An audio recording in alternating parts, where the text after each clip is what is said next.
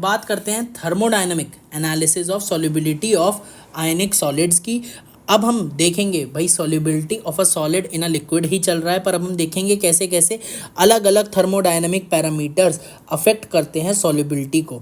तो इसके बारे में हम थ्योरेटिकल एनालिसिस भी करेंगे, न्यूमेरिकल एनालिसिस भी करेंगे, बहुत ही डिटेल में समझेंगे। लेकिन सबसे पहले एनालिसिस करने से पहले अपने को कुछ एंथैल्पीज के बारे में आइडिया होना चाहिए। लैटिस एंथैल्पी के बारे में आइडिया होना चाहिए, हाइड्रेशन एंथैल्पी के बारे में आइडिया होना चाहिए, एंथैल्पी ऑफ आयनाइजेशन के बारे में आइडिया होना चाहिए और एंथैल्पी ऑफ सॉल्यूशन के बारे में आइडिया होना चाहिए, तब हम ये एनालिसिस कर पाएंगे। तो सबसे पहले एंथैल्पी को समझते हैं जो कि है लैटिस एंथैल्पी। लैटिस एंथैल्पी को हम डेल्टा एच लैटिस से डिनोट करते हैं। ठीक, इसकी डेफिनेशन क्या है ये अपने को पता होनी चाहिए कि एक मोल आयनिक सॉलिड कंपाउंड इसमें हम लेते हैं, एक मोल आयनिक सॉलिड कंपाउंड हम लेते हैं और इसको एक मोल आयनिक सॉलिड कंपाउंड को अपने कॉन्स्टिट्यूएंट गैसियस आयंस में तोड़ने के लिए, एक मोल आयनिक सॉलिड कंपाउंड को अपने कॉन्स्टिट्यूएंट गैसियस आयंस में तोड़ने के लिए जितनी एनर्जी की रिक्वायरमेंट होगी उसी को हम कहते हैं lattice enthalpy of that particular ionic solid compound. और ऑब्वियसली एक मोल आयनिक सॉलिड कंपाउंड को हम तोड़ रहे हैं, डिसोसिएट कर रहे हैं, किस में? अब इसके कॉन्स्टिट्यूएंट गैसियस आयंस में। तो अगर डिसोसिएशन प्रोसेस हो रहा है तो एनर्जी रिक्वायर्ड ही होगी, और एक मोल आयनिक सॉलिड कंपाउंड को तोड़ने के लिए अपने कॉन्स्टिट्यूएंट गैसियस आयंस में जो एनर्जी की रिक्वायरमेंट होती है इसको lattice enthalpy of that particular ionic solid compound हम बोल देते हैं। ठीक है, तो डेफिनेशन क्लियर होनी चाहिए। अब अगर किसी का भी हमको लैटिस एंथैल्पी बोल दे तो हमें डेफिनेशन से इक्वेशन लिखनी आनी चाहिए, केमिकल इक्वेशन लिखनी आनी चाहिए। सपोज कोई हमको बोले lattice enthalpy of NaCl solid, तो हमें क्या समझ में आना चाहिए कि एक मोल NaCl सॉलिड हम लेंगे रिएक्टेंट साइड पे, एक मोल NaCl सॉलिड को अपने कॉन्स्टिट्यूएंट गैसियस आयंस में तोड़ेंगे, एक Na प्लस गैस एक Cl माइनस गैस। ध्यान रखना यहाँ पे जो 1 है ये फिक्स है डेफिनेशन से। तो एक मोल आयनिक सॉलिड कंपाउंड लिया, इसके हिसाब से हम कॉन्स्टिट्यूएंट आयंस में तोड़ेंगे और उसको बैलेंस करेंगे। एक NaCl था तो एक Na प्लस गैस और एक Cl माइनस गैस। तो एक मोल NaCl सॉलिड को अपने कॉन्स्टिट्यूएंट गैसियस आयंस में तोड़ दिया और इस रिएक्शन का जो डेल्टा H होगा इसे lattice enthalpy of NaCl solid बोल देंगे। सिमिलरली अगर lattice enthalpy of K2SO4 solid पूछा जाए तो एक मोल K2SO4 सॉलिड लेंगे, रिएक्टेंट साइड पे इसको इसके कॉन्स्टिट्यूएंट गैसियस आयंस में तोड़ेंगे, ठीक है, बैलेंसिंग करेंगे with respect to 1 mole K2SO4, और जब हम बैलेंसिंग कर लेंगे तो इस रिएक्शन का जो डेल्टा H होगा वो lattice enthalpy of K2SO4 solid कहलाएगा। Similarly lattice enthalpy of magnesium phosphate कोई पूछ ले तो एक मोल मैग्नीशियम फॉस्फेट सॉलिड लेंगे, यानी कि एक mole ionic solid compound reactant side लिया, इसको कॉन्स्टिट्यूएंट गैसियस आयंस में तोड़ेंगे, बैलेंसिंग करेंगे with respect to 1 mole ionic solid compound, और फिर इस रिएक्शन का जो डेल्टा H होगा वो lattice enthalpy of magnesium phosphate कहलाएगा। ठीक है, तो ये बात समझ में आनी चाहिए कि कैसे आप इक्वेशन को लिखोगे। इक्वेशन लिखना आ गया, फिर आगे समझते हैं। अब देखते हैं कैसे कंपैरिजन करते हैं लैटिस एंथैल्पी का। तो कंपैरिजन जब भी करना हो तो ध्यान रखना लैटिस एंथैल्पी डायरेक्टली प्रोपोर्शनल होती है चार्ज अपॉन साइज के। ये दुनिया जानती है, लेकिन दुनिया क्या नहीं जानती है कि चार्ज में भी आप क्या लेते हो भाई। लैटिस एंथैल्पी में आपका दो चीज़ें हैं। लैटिस एंथैल्पी आपका एक कंपाउंड की, और एक कंपाउंड में दो चीज़ें, आयनिक सॉलिड कंपाउंड में दो चीज़ें हैं, एक कैटायन है एक एनायन है। तो चार्ज भी दो आएंगे, एक कैटायन का चार्ज आएगा एक एनायन का चार्ज आएगा। साइज भी दो आएंगे भाई, एक कैटायन का साइज होगा एक एनायन का साइज होगा। तो आप देखो दोनों फैक्टर्स को कैसे लेते हो। चार्ज में आप देखना आप मल्टीप्लाई में लेते हो, charge of cation into charge of anion, बात हम मैग्नीट्यूड की ही कर रहे हैं। और साइज में क्या लेते हो, radius of cation plus radius of anion. तो चार्ज भी कैटायन और एनायन दोनों का कंसिडर करते हो, साइज भी कैटायन और एनायन दोनों का कंसिडर करते हो। लेकिन चार्ज में आप क्या करते हो, प्रोडक्ट लेते हो किसका, कैटायन के चार्ज और एनायन के चार्ज का, और साइज यानी कि रेडियस भी आप दोनों का लेते हो, पर radius of cation plus radius of anion लेते हो यहाँ पे। तो ये बात आपको समझ में आनी चाहिए, मैग्नीट्यूड की ही बात कर रहे हैं और चार्ज वाला फैक्टर डोमिनेट करेगा। मतलब पहले आप चार्ज वाले फैक्टर प्रोडक्ट ऑफ चार्जेस से कंपेयर करोगे कि किसकी लैटिस एंथैल्पी ज़्यादा आ रही है। अगर ये चीज़ सेम आती है, कॉमन आती है, तब आप साइज वाले फैक्टर पे देखोगे कि साइज वाले फैक्टर से आप कैसे लैटिस एंथैल्पी को कंपेयर करोगे। ठीक है, ये बात समझ में आई।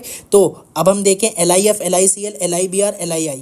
ठीक है। अगर हम चार्ज देखें तो +1 -1 +1 -1 +1 -1 ही है सब पे, तो प्रोडक्ट ऑफ चार्ज तो क्या आ गया, सेम आ गया। तो अब हम किससे देखेंगे, साइज से देखेंगे। कैटायन सेम ही है तो रेडियस ऑफ कैटायन भी सेम ही है, तो रेडियस ऑफ एनायन से देखेंगे। फ्लोराइड सबसे छोटा है तो इसकी लैटिस एंथैल्पी सबसे ज़्यादा, फ्लोराइड का रेडियस सबसे छोटा तो लैटिस एंथैल्पी सबसे ज़्यादा हो जाएगी। सिमिलरली अगला भी इसी तरीके से हो जाएगा। Product of cation product of charge of cation and anion, इसका मैग्नीट्यूड यहाँ पे सब में कितना है, 1 ही आ रहा है, +1 -1 ही है, +1 -1 +1 -1 इसी तरीके से। तो प्रोडक्ट कितना आ रहा है चार्जेस का, 1 ही आ रहा है, तो प्रोडक्ट तो 1 आ गया चार्ज का, तो इससे तो आंसर नहीं आया। तो अब हम किससे देखेंगे, साइज से देखेंगे। एनायन सेम ही है सब में, तो रेडियस ऑफ कैटायन जिसका छोटा होगा उसकी लैटिस एंथैल्पी ज़्यादा होगी। तो लिथियम सबसे छोटा है साइज में तो इसकी लैटिस एंथैल्पी सबसे ज़्यादा हो जाएगी। LiF Na2O में बात करें तो लिथियम पे +1 चार्ज, फ्लोराइड पे -1, Na पे +1 चार्ज, ऑक्सीजन पे -2 चार्ज। तो प्रोडक्ट ऑफ चार्ज देखो, इसका 1 आएगा, इसका 2 आएगा, तो जाहिर सी बात है कि 2 ज़्यादा है 1 से, तो Na2O की लैटिस एंथैल्पी ज़्यादा हो जाएगी। चार्ज से ही आंसर आ गया, साइज पे जाने की ही नीड नहीं है। ठीक, तो चार्ज वाला फैक्टर पहले देखोगे देन साइज पे जाओगे अगर ज़रूरत पड़ती है। यहाँ देखो तो फ्लोराइड तो सब में कॉमन ही है। यहाँ पे देखो Na पे +1 है, Mg पे 2+ है, Al पे 3+ है, तो जाहिर सी बात है कि प्रोडक्ट ऑफ चार्ज सबसे ज़्यादा किस में आएगा, AlF3 में आएगा। तो AlF3 की लैटिस एंथैल्पी सबसे ज़्यादा, देन MgF2 की, then least lattice enthalpy NaF की हो जाएगी। चार्ज से ही आंसर आ गया, साइज पे जाने की ही नीड नहीं है। NaF MgO में भी अगेन हम देखेंगे तो इसका चार्ज का प्रोडक्ट कितना आएगा, 1 आएगा, और Mg 2+ है, ऑक्सीजन -2 में है, तो इसका चार्ज का प्रोडक्ट कितना आएगा, 4 आएगा। तो 1 और 4 में किसका चार्ज ज़्यादा है, चार्ज वाला फैक्टर किसका ज़्यादा है, MgO का ज़्यादा है, क्योंकि इसका प्रोडक्ट ज़्यादा आ रहा है, और प्रोडक्ट ज़्यादा आ रहा है तो लैटिस एंथैल्पी भी MgO की ज़्यादा हो जाएगी। चार्ज वाला फैक्टर पहले देखोगे, जब ये सेम आएगा तब आप साइज वाले फैक्टर पे जाओगे। अगला बहुत important, magnesium nitride, aluminium oxide, Mg2+ N3- Al3+ O2-। Product of charge देखोगे तो दोनों ही केस में कितना आएगा, 6 आएगा। तो अब चार्ज वाले फैक्टर से आंसर नहीं आ रहा। ध्यान रखना, जो भी चीज़ कॉमन होती है, कॉमन चीज़ें कभी भी जवाब नहीं देती हैं कंपैरिजन के क्वेश्चन में। तो कंपैरिजन के क्वेश्चन में जब भी आपको देखना है कि कौन सी चीज़ ज़्यादा है, कौन सी चीज़ कम है, या कोई भी फैक्टर को आपको कंपेयर करना है, तो ध्यान रखना केमिस्ट्री में कॉमन चीज़ें कभी भी जवाब नहीं देती हैं। तो चार्ज का प्रोडक्ट क्या है, कॉमन है, तो इससे आंसर नहीं आएगा। अब आपको क्या चेक करना पड़ेगा, साइज में रेडियस ऑफ कैटायन और रेडियस ऑफ एनायन। यहाँ पे कोई भी चीज़ कॉमन नहीं है, तो दोनों ही फैक्टर आपको कंसिडर करके चलना पड़ेगा। तो अगर हम देखें Mg2+ और Al3+ में, Mg2+ का साइज़ बड़ा हो जाएगा क्योंकि आइसो इलेक्ट्रॉनिक स्पीशीज़ है, और आइसो इलेक्ट्रॉनिक स्पीशीज़ में कैटायन की बात अगर हम करें, आइसो इलेक्ट्रॉनिक स्पीशीज़ में कैटायन की बात करें, तो जैसे जैसे चार्ज बढ़ता है वैसे वैसे साइज़ घट जाता है, तो इस वजह से Mg2+ का साइज़ बड़ा हो जाएगा। नाइट्राइड आयन और oxide ion again iso electronic species हैं, और आइसो इलेक्ट्रॉनिक स्पीशीज़ अगर हम एनायंस की बात करें तो एनायंस में जैसे जैसे चार्ज बढ़ता है वैसे वैसे साइज़ बढ़ता है, तो N3- का साइज़ बड़ा हो जाएगा ऑक्साइड से। तो Mg2+ और N3- जो कि मैग्नीशियम नाइट्राइड के कंपोनेंट है, तो रेडियस ऑफ कैटायन भी मैग्नीशियम नाइट्राइड का बड़ा है और रेडियस ऑफ एनायन भी मैग्नीशियम नाइट्राइड का बड़ा है, तो इसकी लैटिस एंथैल्पी कम हो जाएगी, तो Al2O3 की लैटिस एंथैल्पी ज़्यादा हो जाएगी। तो इस तरीके से आप कंपेयर करते हो लैटिस एंथैल्पी को, पहले चार्ज वाला फैक्टर देखते हो, और चार्ज वाला फैक्टर से आंसर नहीं आता है देन साइज वाला फैक्टर देखते हो। ठीक है, इस तरीके से आप कंपेरिजन कर सकते हो। आगे बढ़ते हैं। एक बहुत ही इंपॉर्टेंट चीज़ नोट करके आपको समझनी है कि अभी तक हमने क्या पढ़ा कि 1 मोल आयनिक सॉलिड कंपाउंड को अपने कॉन्स्टिट्यूएंट गैसियस आयंस में तोड़ने के लिए जो एनर्जी की रिक्वायरमेंट होती है, इसको हम लैटिस एंथैल्पी बोल देते हैं, और इसको दूसरा नाम भी दे दिया गया लैटिस एंथैल्पी ऑफ डिसोसिएशन। समझ सकते हो, 1 मोल आयनिक सॉलिड कंपाउंड अपने कॉन्स्टिट्यूएंट गैसियस आयंस में एक तरीके से डिसोसिएट ही तो करता है, और इस प्रोसेस में जो एनर्जी रिक्वायर्ड होती है इसको लैटिस एंथैल्पी या लैटिस एंथैल्पी ऑफ डिसोसिएशन भी बोल देते हैं। और जब आपको सिर्फ लैटिस एंथैल्पी बोला जाएगा, आप इसी के बारे में ही सोचोगे बाय डिफॉल्ट, लेकिन कई बार क्वेश्चन में वो लैटिस एंथैल्पी ऑफ फॉर्मेशन भी बोल देता है। तो इसका क्या मतलब है कि कॉन्स्टिट्यूएंट गैसियस आयंस मिलके अगर 1 मोल आयनिक सॉलिड कंपाउंड बना रहे हैं, कॉन्स्टिट्यूएंट गैसियस आयंस मिलके अगर 1 मोल आयनिक सॉलिड कंपाउंड बना रहे हैं, तो इस प्रोसेस में जो एनर्जी रिलीज होगी इसको लैटिस एंथैल्पी ऑफ फॉर्मेशन भी बोल देते हैं। अगर हम बात को समझें तो लैटिस एंथैल्पी ऑफ फॉर्मेशन और lattice enthalpy of dissociation magnitude wise same होगा, यानी कि अगर नंबर बात करें इसका जो वैल्यू होगी वो एक पर्टिकुलर आयनिक सॉलिड कंपाउंड के लिए एक ही आएगी, लेकिन बस साइन अपोजिट होगा क्योंकि लैटिस एंथैल्पी ऑफ डिसोसिएशन है तो इसमें एनर्जी रिक्वायर्ड होगी, तो ये कैसा होगा, ये वैल्यू पॉजिटिव में आएगी। और लैटिस एंथैल्पी ऑफ फॉर्मेशन में एनर्जी रिलीज हो रही है तो ये वैल्यू कैसी होगी, नेगेटिव होगी। तो इस बात को आप समझ सकते हो क्यों नेगेटिव होगी लैटिस एंथैल्पी ऑफ फॉर्मेशन, क्योंकि इसमें एसोसिएशन हो रहा है, अट्रैक्शन हो रहा है, बॉन्ड बन रहा है, इस वजह से एनर्जी रिलीज ही होगी। और डिसोसिएशन में बॉन्ड टूट रहा है, कॉन्स्टिट्यूएंट गैसियस आयंस में तोड़ा जा रहा है 1 मोल आयनिक सॉलिड कंपाउंड को, तो एनर्जी रिक्वायर्ड ही होगी, इसका साइन पॉजिटिव ही आएगा। और by default of lattice enthalpy अगर कहीं लिखा जाएगा तो आप लैटिस एंथैल्पी ऑफ डिसोसिएशन को ही कंसिडर करोगे। ठीक है, ये बात समझ में आई, आगे बढ़ते हैं। ठीक, अब भैया इतनी देर से लैटिस बात आप बोल रहे हो, लैटिस होता क्या है? तो भाई लैटिस कुछ नहीं होता है, रिपीटिशन होता है यूनिट सेल्स का 3 डायमेंशनल रीजन में। भैया हमें अभी भी कुछ समझ नहीं आया, तो इसको ऐसे समझो कि भाई यूनिट सेल क्या होता है। यूनिट सेल एक फ्रेमवर्क होता है। फ्रेमवर्क किसका होता है? सपोज NaCl एक आयनिक सॉलिड कंपाउंड है। पहली बात तो लैटिस वर्ड सॉलिड के लिए ही यूज़ करा जाता है और यूनिट सेल भी सॉलिड्स के लिए ही यूज़ करा जाता है, तो हम सॉलिड कंपाउंड की ही बात कर रहे हैं। तो NaCl एक आयनिक सॉलिड कंपाउंड है। आयनिक सॉलिड कंपाउंड है तो इसमें Na+ और Cl- का अरेंजमेंट होगा, सॉलिड स्टेट में बिल्कुल होगा। ठीक है, जो भी इसका क्रिस्टल होगा NaCl का, इसमें Na+ और Cl- का अरेंजमेंट होगा और रैंडम फैशन में नहीं होगा, कोई एक पैटर्न में अरेंज होंगे। और किस पैटर्न में अरेंज होते हैं? एक Na+ 6 Cl- से सराउंडेड होता है और एक Cl- फर्दर 6 Na+ से सराउंडेड होता है। मतलब एक Na+ तो ये हो गया, बाकी इस तरीके से आपके 5 Na+ से और सराउंडेड होगा। तो एक Na+ 6 Cl- से सराउंडेड होता है, एक Cl- 6 Na+ से सराउंडेड होता है। इस तरीके से एक बेसिक फ्रेमवर्क तैयार करा जाता है NaCl का, जिसको आप यूनिट सेल बोलते हो। ठीक, NaCl के रिस्पेक्ट में बात कर रहे हैं, अलग अलग आयनिक सॉलिड कंपाउंड का अलग अलग यूनिट सेल बनते हैं। और इस तरीके से जो यूनिट सेल बनता है फिर उसको हम क्या करते हैं, 3D में रिपीट करते हैं। सिमिलर पैटर्न में 3 डायमेंशन में 3D स्पेस में उसको रिपीट करा जाता है। और जब उसको 3D में रिपीट करा जाता है बहुत ज़्यादा बार, तब जो फाइनल क्रिस्टल तैयार होता है उसको हम क्या बोलते हैं? लैटिस बोलते हैं। तो basically repetition of unit cell in 3 dimensional region या 3 डायमेंशनल स्पेस क्या कहलाता है? लैटिस या क्रिस्टल लैटिस कहलाता है। तो बेसिकली आपको ये बात समझ में आनी चाहिए कि यूनिट सेल एक बेसिक फ्रेमवर्क है। एक Na+ 6 Cl- से एक Cl- 6 Na+ से सराउंड होता है, तो इससे एक बेसिक फ्रेमवर्क तैयार होता है, बेसिक ढांचा तैयार होता है। और इसको रिपीट जब आप करते जाते हो 3 डायमेंशनल स्पेस में, तो जो फाइनली जो क्रिस्टल तैयार होता है उसको आप लैटिस बोल देते हो। ये सभी चीज़ सॉलिड स्टेट से रिलेटेड थी। सॉलिड स्टेट बहुत ज़्यादा आप कोर्स में है नहीं, सिर्फ एडवांस में इंक्लूडेड है, तो बहुत ज़्यादा इस पर बात नहीं करेंगे। बेसिक्स मैंने आपको क्लियर कर दिए। ये क्या NaCl के क्रिस्टल लैटिस का स्ट्रक्चर होता है मैंने बस समझाने के लिए बताया, याद करने की कोई भी नीड नहीं है। आगे बढ़ते हैं। बहुत इंपॉर्टेंट नोट NCERT में गिवन है, ध्यान से समझे। नीट में पूछा गया है, मेंस में पूछा गया है, इवन एडवांस में पूछा गया है, इवन ओलंपियाड्स में भी पूछा गया है। ठीक है, तो since it is impossible to determine lattice enthalpy directly by experiment, therefore we use an indirect method where we construct an enthalpy diagram called Born Haber cycle. मतलब क्या कह रहा है कि लैटिस एंथैल्पी को, पहली बात तो हमें अलग अलग कंपाउंड की लैटिस एंथैल्पी की वैल्यू पता होनी चाहिए, लेकिन डायरेक्टली एक्सपेरिमेंट करके हम लैटिस एंथैल्पी की वैल्यू नहीं निकाल सकते हैं।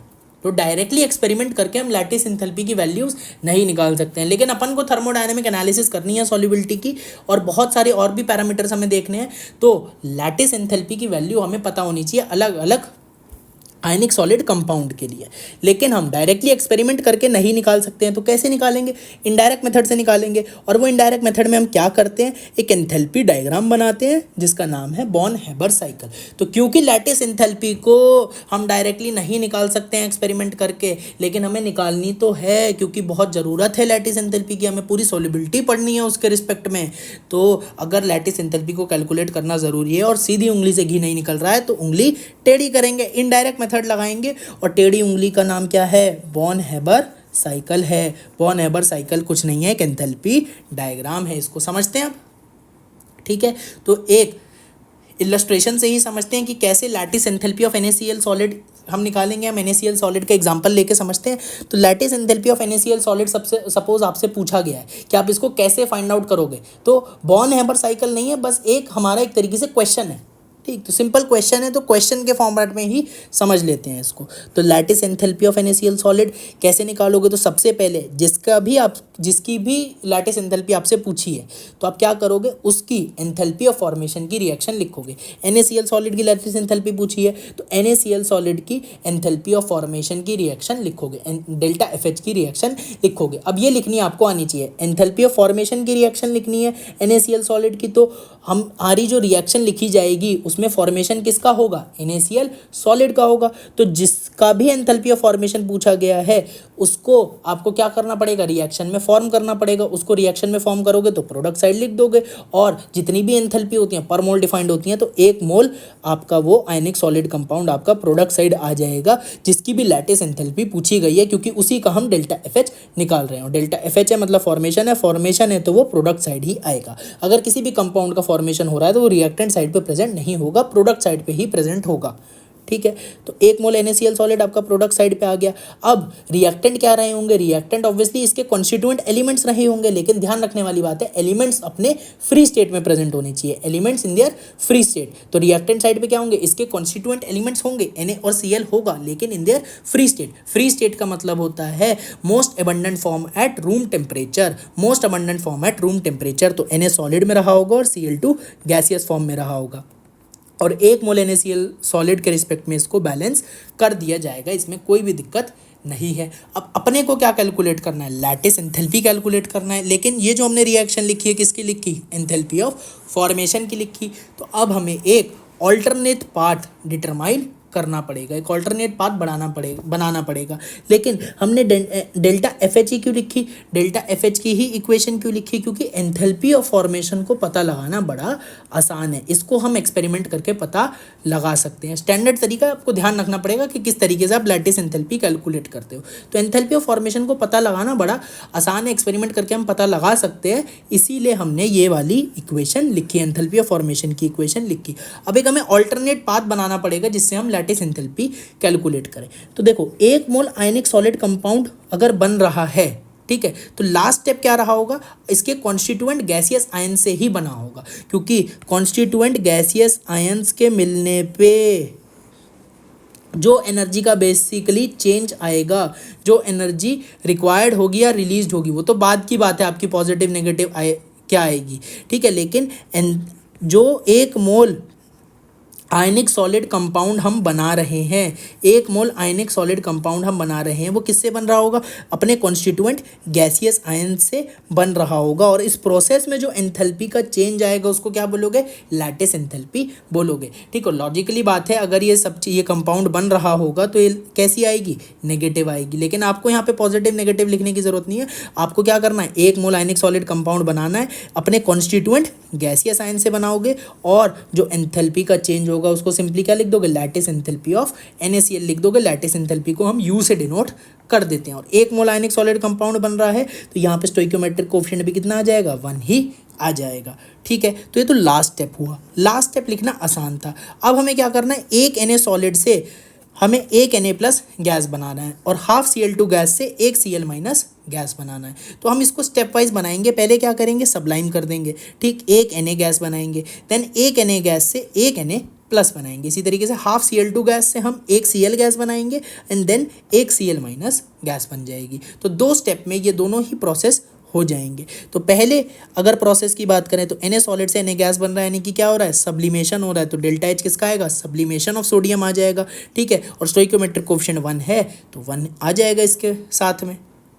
ठीक है, इसी तरीके से हाफ Cl2 गैस से हमें 1 Cl गैस बनाना है, 1 Cl गैस बनाना है, हाफ Cl2 गैस से 1 Cl गैस बनाना है, तो बॉन्ड एनर्जी लगेगी, बॉन्ड डिसोसिएट करना पड़ेगा, हमें क्लोरीन का बॉन्ड डिसोसिएट करना पड़ेगा। तो क्लोरीन का बॉन्ड डिसोसिएट करना पड़ेगा, तो बॉन्ड डिसोसिएशन एनर्जी या bond energy of Cl single bond Cl लगेगी। ठीक है, तो ये रिक्वायर्ड होगी। अच्छा, यहाँ पे हमने हाफ क्यों करा? तो भाई ये बात आप सिंपली समझ सकते हो कि अगर एक Cl2 गैस है, एक Cl2 गैस से अगर आप इसको तोड़ोगे तो 2 Cl गैस बनेगा। भाई Cl का बॉन्ड तोड़ोगे तो हमें 2 Cl गैस मिलेगा ना, बिल्कुल 2 Cl गैस मिलेगा। लेकिन अपने को कितना चाहिए? अपने को तो 1 Cl गैस चाहिए। तो 1 Cl गैस के लिए जितनी बॉन्ड एनर्जी की रिक्वायरमेंट होगी वो इसकी आधी की होगी। भाई एक Cl2 गैस को 2 Cl गैस में तोड़ने के लिए जितनी एनर्जी लगेगी इसको क्या बोलोगे? बॉन्ड एनर्जी बोलोगे Cl सिंगल बॉन्ड Cl की। लेकिन अपने को तो एक Cl गैस ही बनाना है, तो एक Cl गैस किससे बना होगा? हाफ Cl2 गैस से बना होगा। तो अगर मैं इसको हाफ से मल्टीप्लाई कर दूंगा तो हमारा जो डेल्टा H होगा, यानी कि जो बॉन्ड डिसोसिएशन एनर्जी होगी Cl सिंगल बॉन्ड Cl की, वो भी तो हाफ से मल्टीप्लाई हो जाएगी। तो वही ये बात है। ठीक है, और ये हमने हाफ ही क्यों रखा? कि भाई एक Na+ और एक Cl- बनाना था। अपने को तो लैटिस एंथैल्पी चाहिए ना। तो पहले आप देख लो कि कितने मोल आपको कैटायन, गैसियस कैटायन और गैसियस एनायन बनाने हैं। वो आप 1 मोल आयनिक सॉलिड के रिस्पेक्ट में निकालोगे और उसके हिसाब से फिर आप यहाँ से कन्वर्जन करोगे। ठीक है, तो अब आपका एक Cl गैस बन गया, एक Na गैस बन गया। अब आपको क्या करना है? एक Na गैस से एक Na+ गैस बनाना है। सिंपल है। यहाँ पे कौन सी एंथैल्पी आ जाएगी? आयनाइजेशन एंथैल्पी आ जाएगी। आइसोलेटेड गैसियस एटम में से एक इलेक्ट्रॉन निकालने के लिए जो एनर्जी का रिक्वायरमेंट होगा इसको क्या बोल दोगे? आयनाइजेशन एंथैल्पी ऑफ सोडियम बोल दोगे। ठीक, और एक मोल आइसोलेटेड गैसियस एटम है, इससे एक Na+ गैस बन रहा है, तो यहाँ पे स्टोइकियोमेट्रिक कोफिशिएंट भी कितना आ जाएगा? 1 आ जाएगा। ठीक है, अच्छा, आइसोलेटेड गैसियस एटम में एक इलेक्ट्रॉन डालोगे तो एनायन बन जाएगा। आइसोलेटेड गैसियस एटम में एक इलेक्ट्रॉन डालने पे जो एनर्जी का चेंज आएगा इसको क्या बोलोगे? इलेक्ट्रॉन गेन एंथैल्पी बोलोगे। इलेक्ट्रॉन गेन एंथैल्पी बोल दोगे। यहाँ स्टोइकियोमेट्रिक कोफिशिएंट 1, तो यहाँ भी 1 आ जाएगा। अब हो सकता है आपको लग रहा हो इलेक्ट्रॉन गेन एंथैल्पी नेगेटिव है तो साइन लिख देते हैं माइनस का। नहीं, कोई ज़रूरत नहीं है। आप यहाँ पे कुछ मत लिखो। जब आप वैल्यू पुट करोगे और वैल्यू जो गिवन होगी वो आप यहाँ पे पुट कर सकते हो, लेकिन यहाँ पे कोई पुट मत करो जिससे कि आप बाद में कंफ्यूज ना हो जाओ। ठीक है, तो यहाँ पे आप सिंपली ही लिखो जो एंथैल्पी का नाम है, देन जिस हिसाब से वैल्यू दी होगी वो आप पुट कर सकते हो, उसमें कोई भी दिक्कत वाली बात नहीं है। और लैटिस एंथैल्पी की भी आप कोई वैल्यू नहीं पुट करोगे कि अच्छा यहाँ पे तो फॉर्मेशन हो रहा है तो लैटिस एंथैल्पी या फॉर्मेशन है तो हम इसे माइनस में पुट कर लें, नेगेटिव में पुट कर लें। नहीं, कोई ज़रूरत नहीं है। लैटिस एंथैल्पी कैलकुलेट करके आएगी, अपने आप आनी होगी तो पॉजिटिव आ जाएगी, अपने आप आनी होगी तो नेगेटिव आ जाएगी। पॉजिटिव आएगी तो क्या मतलब है, नेगेटिव आएगी तो क्या मतलब है, ये बात भी मैं बताऊँगा। तो ध्यान रखना, यहाँ पर जितनी भी एंथैल्पीज आप पुट करोगे सब जो गिवन हो उसी हिसाब से पुट करो। लेकिन यहीं पे कुछ करामाती मत करना कि इलेक्ट्रॉन गेन एंथैल्पी नेगेटिव होती है माइनस का साइन लगा देते हैं, लैटिस एंथैल्पी ऑफ फॉर्मेशन है माइनस का साइन लगा देते हैं, या बॉन्ड डिसोसिएशन एनर्जी पॉजिटिव है, यहाँ प्लस का साइन लगाते हैं। कुछ नहीं, बाय डिफॉल्ट आप सबको प्लस में मान के चलो। जो नेगेटिव आनी होगी अपने आप आ जाएगी, जो नेगेटिव दी होगी उसको नेगेटिव तब पुट कर देना। ठीक है, आ गई बात समझ में? तो अब हेस लॉ क्या है अपना? ठीक है, हेस लॉ आपको आराम पता है। हेस लॉ क्या होता है? हेस लॉ ये कहता है, बेसिकली सिंपल है हेस लॉ, कि ये एक प्रोसेस है, मतलब Na सॉलिड और हाफ Cl2 गैस मिलके NaCl सॉलिड बना रहे हैं, 1 मोल NaCl सॉलिड बना रहे हैं। इस रिएक्शन का डेल्टा H कितना है? Delta FH of NaCl solid है। ठीक है, तो अब ये सिंगल स्टेप में हुआ ये चीज़, इसी को हम मल्टीपल स्टेप में कर रहे हैं। और मल्टीपल, मज़े की बात ये है कि हेस लॉ ये कहता है कि मल्टीपल स्टेप में भी अगर आप किसी चीज़ को कर रहे हो तो जो डेल्टा H आएगा वो वही आएगा। मतलब आप चाहे इसको 3 स्टेप में करके यहाँ तक लाए, चाहे सिंगल स्टेप में करके यहाँ पे लाए, तो जो डेल्टा H आएगा वो सेम ही आएगा दोनों केस में। यानी कि नीचे वाले सब प्रोसेस का डेल्टा H का जो सम आएगा वो delta FH of NaCl solid के बराबर आएगा। और इसका रीज़न यही है कि एंथैल्पी एक स्टेट फंक्शन है। एंथैल्पी एक स्टेट फंक्शन है, तो चेंज इन एंथैल्पी क्या हो गया? चेंज इन स्टेट फंक्शन हो गया। और चेंज इन स्टेट फंक्शन सिर्फ किस पे डिपेंड करता है? इनिशियल और फाइनल स्टेट पे डिपेंड करता है। इनिशियल स्टेट है हमारी ये और फाइनल स्टेट है ये।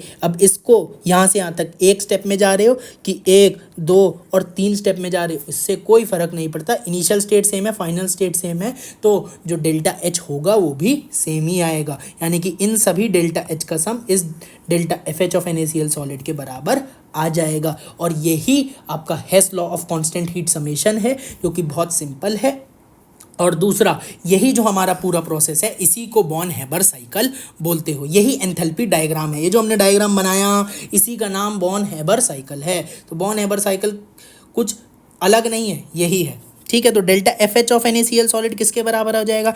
एक 1 times delta H sublimation of sodium plus 1 times ionisation enthalpy of sodium plus half times bond dissociation energy of Cl single bond Cl plus 1 times electron gain enthalpy of Cl plus 1 times lattice enthalpy of NaCl।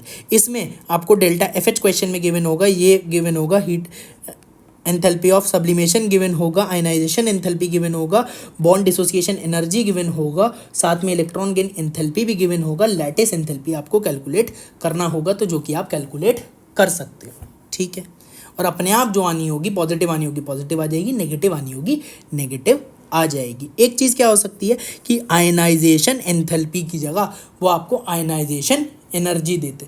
तो वैसे तो ionisation enthalpy और ionization energy में थोड़ा सा अंतर है, लेकिन आप इस केस में सेम ही मान के चलोगे। जनरली आप सेम ही मानते हो, ज़्यादातर लोगों को पता भी नहीं है कि उसमें थोड़ा डिफरेंस होता है।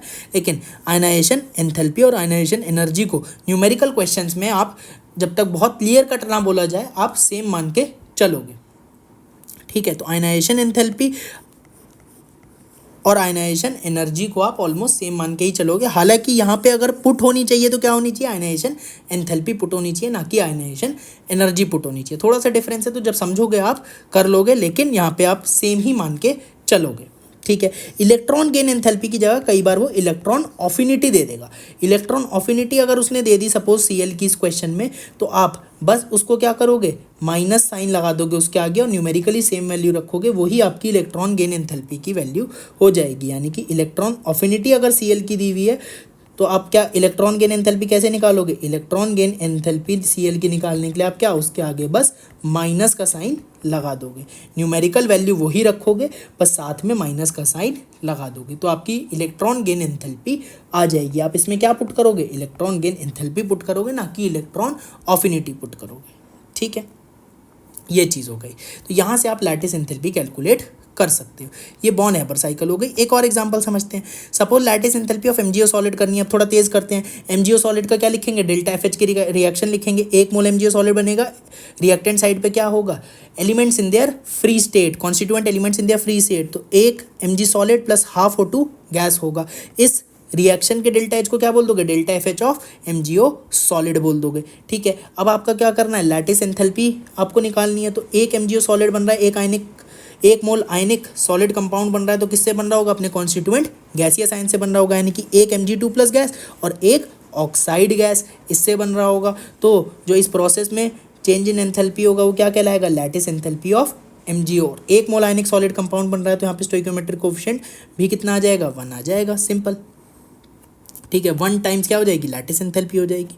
ठीक है, तो अब 1 Mg2 प्लस गैस बनाना है, 1 ऑक्साइड गैस बनाना है, तो सबसे पहले क्या होगा? आप Mg सॉलिड से क्या बनाओगे? Mg गैस बनाओगे, वही डेल्टा एच सब्लिमेशन। सिमिलरली अब क्या करोगे? हाफ O2 गैस से क्या बनाओगे? 1 ऑक्सीजन गैस बनाओगे, 1 ऑक्सीजन गैस बनेगी, तो अगेन क्या हो जाएगी? Half times bond dissociation energy of O double bond O। अच्छा, O डबल बॉन्ड O की बॉन्ड डिसोसिएशन एनर्जी है, ऐसा नहीं है कि O सिंगल बॉन्ड O की बॉन्ड डिसोसिएशन एनर्जी को आप 2 टाइम्स कर दो तो वो O डबल बॉन्ड O की बॉन्ड डिसोसिएशन एनर्जी हो जाएगी, ऐसा नहीं है।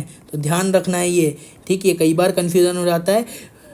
O डबल बॉन्ड O की बॉन्ड डिसोसिएशन एनर्जी और O सिंगल बॉन्ड O की बॉन्ड डिसोसिएशन एनर्जी बिल्कुल अलग है, और ऐसा नहीं होगा कि आप O सिंगल बॉन्ड O की बॉन्ड डिसोसिएशन एनर्जी को 2 टाइम्स कर दो तो O डबल बॉन्ड O की बॉन्ड डिसोसिएशन एनर्जी आ जाएगी, ये बिल्कुल गलत है। तो ध्यान रखना ये चीज़। आपको यहाँ पे क्या लेनी है? ऑक्सीजन के बीच में डबल बॉन्ड है, तो डबल बॉन्ड O की बॉन्ड डिसोसिएशन एनर्जी आपको लेनी है यहाँ पे, और हाफ टाइम्स कर दोगे वो आपको बात समझ में आ ही गई है। तो 1 ऑक्सीजन गैस यहाँ पे बन जाएगा। अब 1 Mg गैस से आपको क्या बनाना है? 1 Mg2 प्लस गैस बनाना है, तो आयनाइजेशन एंथैल्पी फर्स्ट और आयनाइजेशन एंथैल्पी सेकंड लोगे आप Mg का, और उन दोनों का क्या कर दोगे? सम कर दोगे, सिंपल सी बात है। पहले Mg से Mg प्लस बनेगा, जब उसके लिए आयनाइजेशन एंथैल्पी फर्स्ट लगेगी, और फिर Mg प्लस से Mg2 प्लस बनेगा, उसके लिए जो रिक्वायर्ड एनर्जी होगी वो आयनाइजेशन एंथैल्पी सेकंड वाली होगी, किसकी? Mg की। ठीक है। एक ऑक्सीजन गैस से फिर एक ऑक्साइड गैस बनाओगे तो again electron gain enthalpy first लगेगी, इलेक्ट्रॉन गेन एंथैल्पी सेकंड वाली लगेगी, किसकी? ऑक्सीजन की लगेगी, सिंपल है। ठीक है, तो फिर आप क्या करोगे? आप हेस लॉ लगा दोगे। हेस लॉ क्या कहता है? अगेन इस रिएक्शन का जो डेल्टा एच है वो डेल्टा एफ एच है और वो किसके बराबर होगा? इधर से जितने भी डेल्टा एच आए हैं उसके सम के बराबर हो जाएगा। तो 1 times enthalpy of sublimation plus ionization enthalpy first plus ionization enthalpy second of Mg, then half times bond dissociation energy of O double bond O plus electron gain enthalpy first and second electron gain enthalpy of oxygen plus 1 times lattice enthalpy of MgO। सब चीज़ given होगी, lattice enthalpy of MgO यहाँ से find out कर सकते हैं और यही जो एंथैल्पी डायग्राम है इसी का नाम बॉन हेबर साइकिल है। ठीक है, मैग्नीशियम नाइट्राइड की भी आप देख सकते हो, सिमिलर पैटर्न में बन जाएगी। इसमें गलती हो जाती है कई बार, तो वही 1 मोल आयनिक सॉलिड कंपाउंड बनाओगे। ठीक है, इसके डेल्टा एफ एच की रिएक्शन लिखोगे, डेल्टा एफ एच की रिएक्शन लिखोगे, एलिमेंट्स को फ्री स्टेट में लोगे, एलिमेंट्स को फ्री स्टेट में लोगे। ठीक है, और 1 mole ionic solid compound last step में क्या होगा? अपने कॉन्स्टिट्यूएंट गैसियस आयन से बना होगा, कॉन्स्टिट्यूएंट गैसियस आयन से बना होगा। इस प्रोसेस के लिए जो एंथैल्पी चेंज आएगा वो क्या आएगा? 1 times lattice enthalpy of magnesium nitride आएगा। तो अब आप यहाँ पे क्या करना है? 3 मैग्नीशियम सॉलिड से 3 Mg2+ गैस बनाना है। तो 3 मैग्नीशियम सॉलिड से 3 मैग्नीशियम गैस बनाओगे तो बस 3 टाइम्स सब्लिमेशन एंथैल्पी लगेगी मैग्नीशियम की। सिमिलरली यहाँ पे क्या करना है? आपको 2 नाइट्राइड बनाने हैं 1 नाइट्रोन से। तो इस बार आपको 1 नाइट्रोन से गैस, 1 N2 गैस से 2 नाइट्रोन एटम गैस बनाने पड़ेंगे, यानी कि 2 गैसियस एटम बनाने पड़ेंगे नाइट्रोन के 1 N2 गैस से। तो अब यहाँ पे हाफ नहीं आएगा, bond dissociation energy of N triple bond N आ जाएगा। तो और वही N ट्रिपल बॉन्ड N की बॉन्ड डिसोसिएशन एनर्जी आएगी। इसका N सिंगल बॉन्ड N की बॉन्ड डिसोसिएशन एनर्जी से कोई लेना देना नहीं है। ऐसा नहीं 3 times N single bond N की बॉन्ड डिसोसिएशन एनर्जी आप इसके बराबर लिख दो, ऐसा नहीं होगा। ठीक है, 3 Mg गैस से फिर आपको 3 Mg2+ गैस बनाना है। तो ionisation enthalpy first plus ionisation enthalpy second of magnesium और उसको 3 टाइम्स आप कर दोगे। इसी तरीके से N से N3 माइनस बन रहा है तो ionization electron gain enthalpy first plus electron gain enthalpy second plus third electron gain enthalpy of nitrogen और इसी को आप 2 टाइम्स कर दोगे। ठीक है, देन आप अगेन डेल्टा एफ एच किसके बराबर हो जाएगा? इस पूरे के डेल्टा एच के सम के। तो ये सब आप लिखोगे और लास्ट में आपको सब चीज़ गिवन होगी। आप क्या निकाल लोगे? Lattice enthalpy of magnesium nitride निकाल लोगे। तो इन सभी प्रोसेस में आप लैटिस एंथैल्पी कैलकुलेट कर रहे हो। अब जब आप कैलकुलेट करोगे तो लैटिस एंथैल्पी नेगेटिव भी आ सकती है, पॉजिटिव भी आ सकती है, क्योंकि न्यूमेरिकल वैल्यू है। अब अगर नेगेटिव आती है तो एनर्जी रिलीज हो रही है। ठीक है, होनी भी चाहिए थी। आप देखो लैटिस एंथैल्पी ऑफ फॉर्मेशन है और फॉर्मेशन के प्रोसेस में एनर्जी रिलीज होती है, तो ये आनी कैसी चाहिए? नेगेटिव आनी चाहिए, यानी कि एनर्जी रिलीज हो रही है, कंपाउंड एग्जिस्ट करता है। तो इन सभी के केस में जब आप न्यूमेरिकल वैल्यू डालोगे तो लैटिस एंथैल्पी जो आती है वो नेगेटिव ही आती है। ध्यान रखना, चाहे वो NaCl की हो, चाहे वो MgO की हो, चाहे वो Mg3N2 की हो, तो लैटिस एंथैल्पी नेगेटिव ही आएगी। लैटिस एंथैल्पी नेगेटिव आए इसका क्या मतलब है? कि एनर्जी रिलीज हो रही है और वो कंपाउंड एग्जिस्ट करता है। लेकिन अगर लैटिस एंथैल्पी कभी पॉजिटिव आ जाए तो basically lattice enthalpy of formation positive आ रही है और पॉजिटिव आनी ही नहीं चाहिए लेकिन आ रही है, तो इसका क्या मतलब है? इसका मतलब है कि एनर्जी रिक्वायर्ड है, वो कंपाउंड एग्जिस्ट ही नहीं करता है, कंपाउंड एग्जिस्ट ही नहीं करता है। भाई अगर किसी प्रोसेस के फॉर्मेशन में आपको एनर्जी देनी पड़ रही है मतलब वो कंपाउंड एग्जिस्ट ही नहीं करता है। जैसे कि सपोज Na3N, ठीक है, Na3N तो कोई एग्जिस्ट नहीं करता है। ठीक है, तो ध्यान रखना पड़ेगा आपको। Na3N आपका एग्जिस्ट नहीं करता है, या फिर और कोई कंपाउंड हो सकता है। ठीक है, तो Na3N आपका एग्जिस्ट नहीं करता। आपको एक चीज़ ध्यान रखनी पड़ेगी कि अगर लैटिस एंथैल्पी नेगेटिव आ रही है तब तो बहुत बढ़िया बात है, lattice enthalpy of formation negative ही आनी चाहिए थी। एनर्जी रिलीज हो रही है, एनर्जी रिलीज हो रही है और वो कंपाउंड एग्जिस्ट करता है। लेकिन अगर लैटिस एंथैल्पी आपकी पॉजिटिव आ जाए तो आपको ये बात समझ में आनी चाहिए कि वो कंपाउंड एग्जिस्ट नहीं करता है, वो कंपाउंड एग्जिस्ट नहीं करता है। ठीक है, चलो आगे बढ़ते हैं। ठीक, लैटिस एंथैल्पी की बात खत्म हुई, हाइड्रेशन एंथैल्पी पे आते हैं। ठीक, हाइड्रेशन एंथैल्पी अपना क्या है? हाइड्रेशन एंथैल्पी पहली बात तो हमेशा नेगेटिव होती है। ठीक है, क्योंकि हाइड्रेशन मतलब वाटर के साथ अट्रैक्शन, और वाटर के साथ अट्रैक्शन होने पे जो एंथैल्पी रिलीज होती है, जो एनर्जी रिलीज होती है, उसी को आप क्या कहते हो? हाइड्रेशन एंथैल्पी कहते हो। बहुत ही सिंपल शब्दों में बता रहा हूँ। और आपको इतना बात समझ में आनी चाहिए, वाटर के साथ अट्रैक्शन हो रहा है तो हाइड्रेशन कहते हैं, और जब भी संसार में अट्रैक्शन हुआ है एनर्जी रिलीज ही हुई है, तो इसीलिए हाइड्रेशन एंथैल्पी हमेशा नेगेटिव ही होती है। दो चीज़ों के लिए डिफाइंड होती है, कंपाउंड्स के लिए, दूसरा आयंस के लिए। तो दो डेफिनेशन है। कंपाउंड्स के लिए क्या है, एक मोल एनहाइड्रस कंपाउंड है, सपोज एक मोल कोई एनहाइड्रस कंपाउंड लिया, वो सॉलिड भी हो सकता है, लिक्विड भी हो सकता है। कईयों को लगता है एनहाइड्रस लिक्विड हो ही नहीं सकता। एनहाइड्रस लिक्विड का क्या मतलब है कि प्योर लिक्विड है, उसमें कोई भी वाटर वाली चीज़ नहीं है, वो पानी में नहीं घुला हुआ है। तो प्योर लिक्विड अगर कोई लिया है आपने तो वो क्या है, एनहाइड्रस कंपाउंड हो सकता है। एक्सेप्ट वाटर, वाटर की बात नहीं कर रहे हैं, तो वाटर में तो वाटर होगा ही, ठीक है। तो अगर उसके अलावा कोई प्योर लिक्विड है तो एनहाइड्रस कंपाउंड होगा।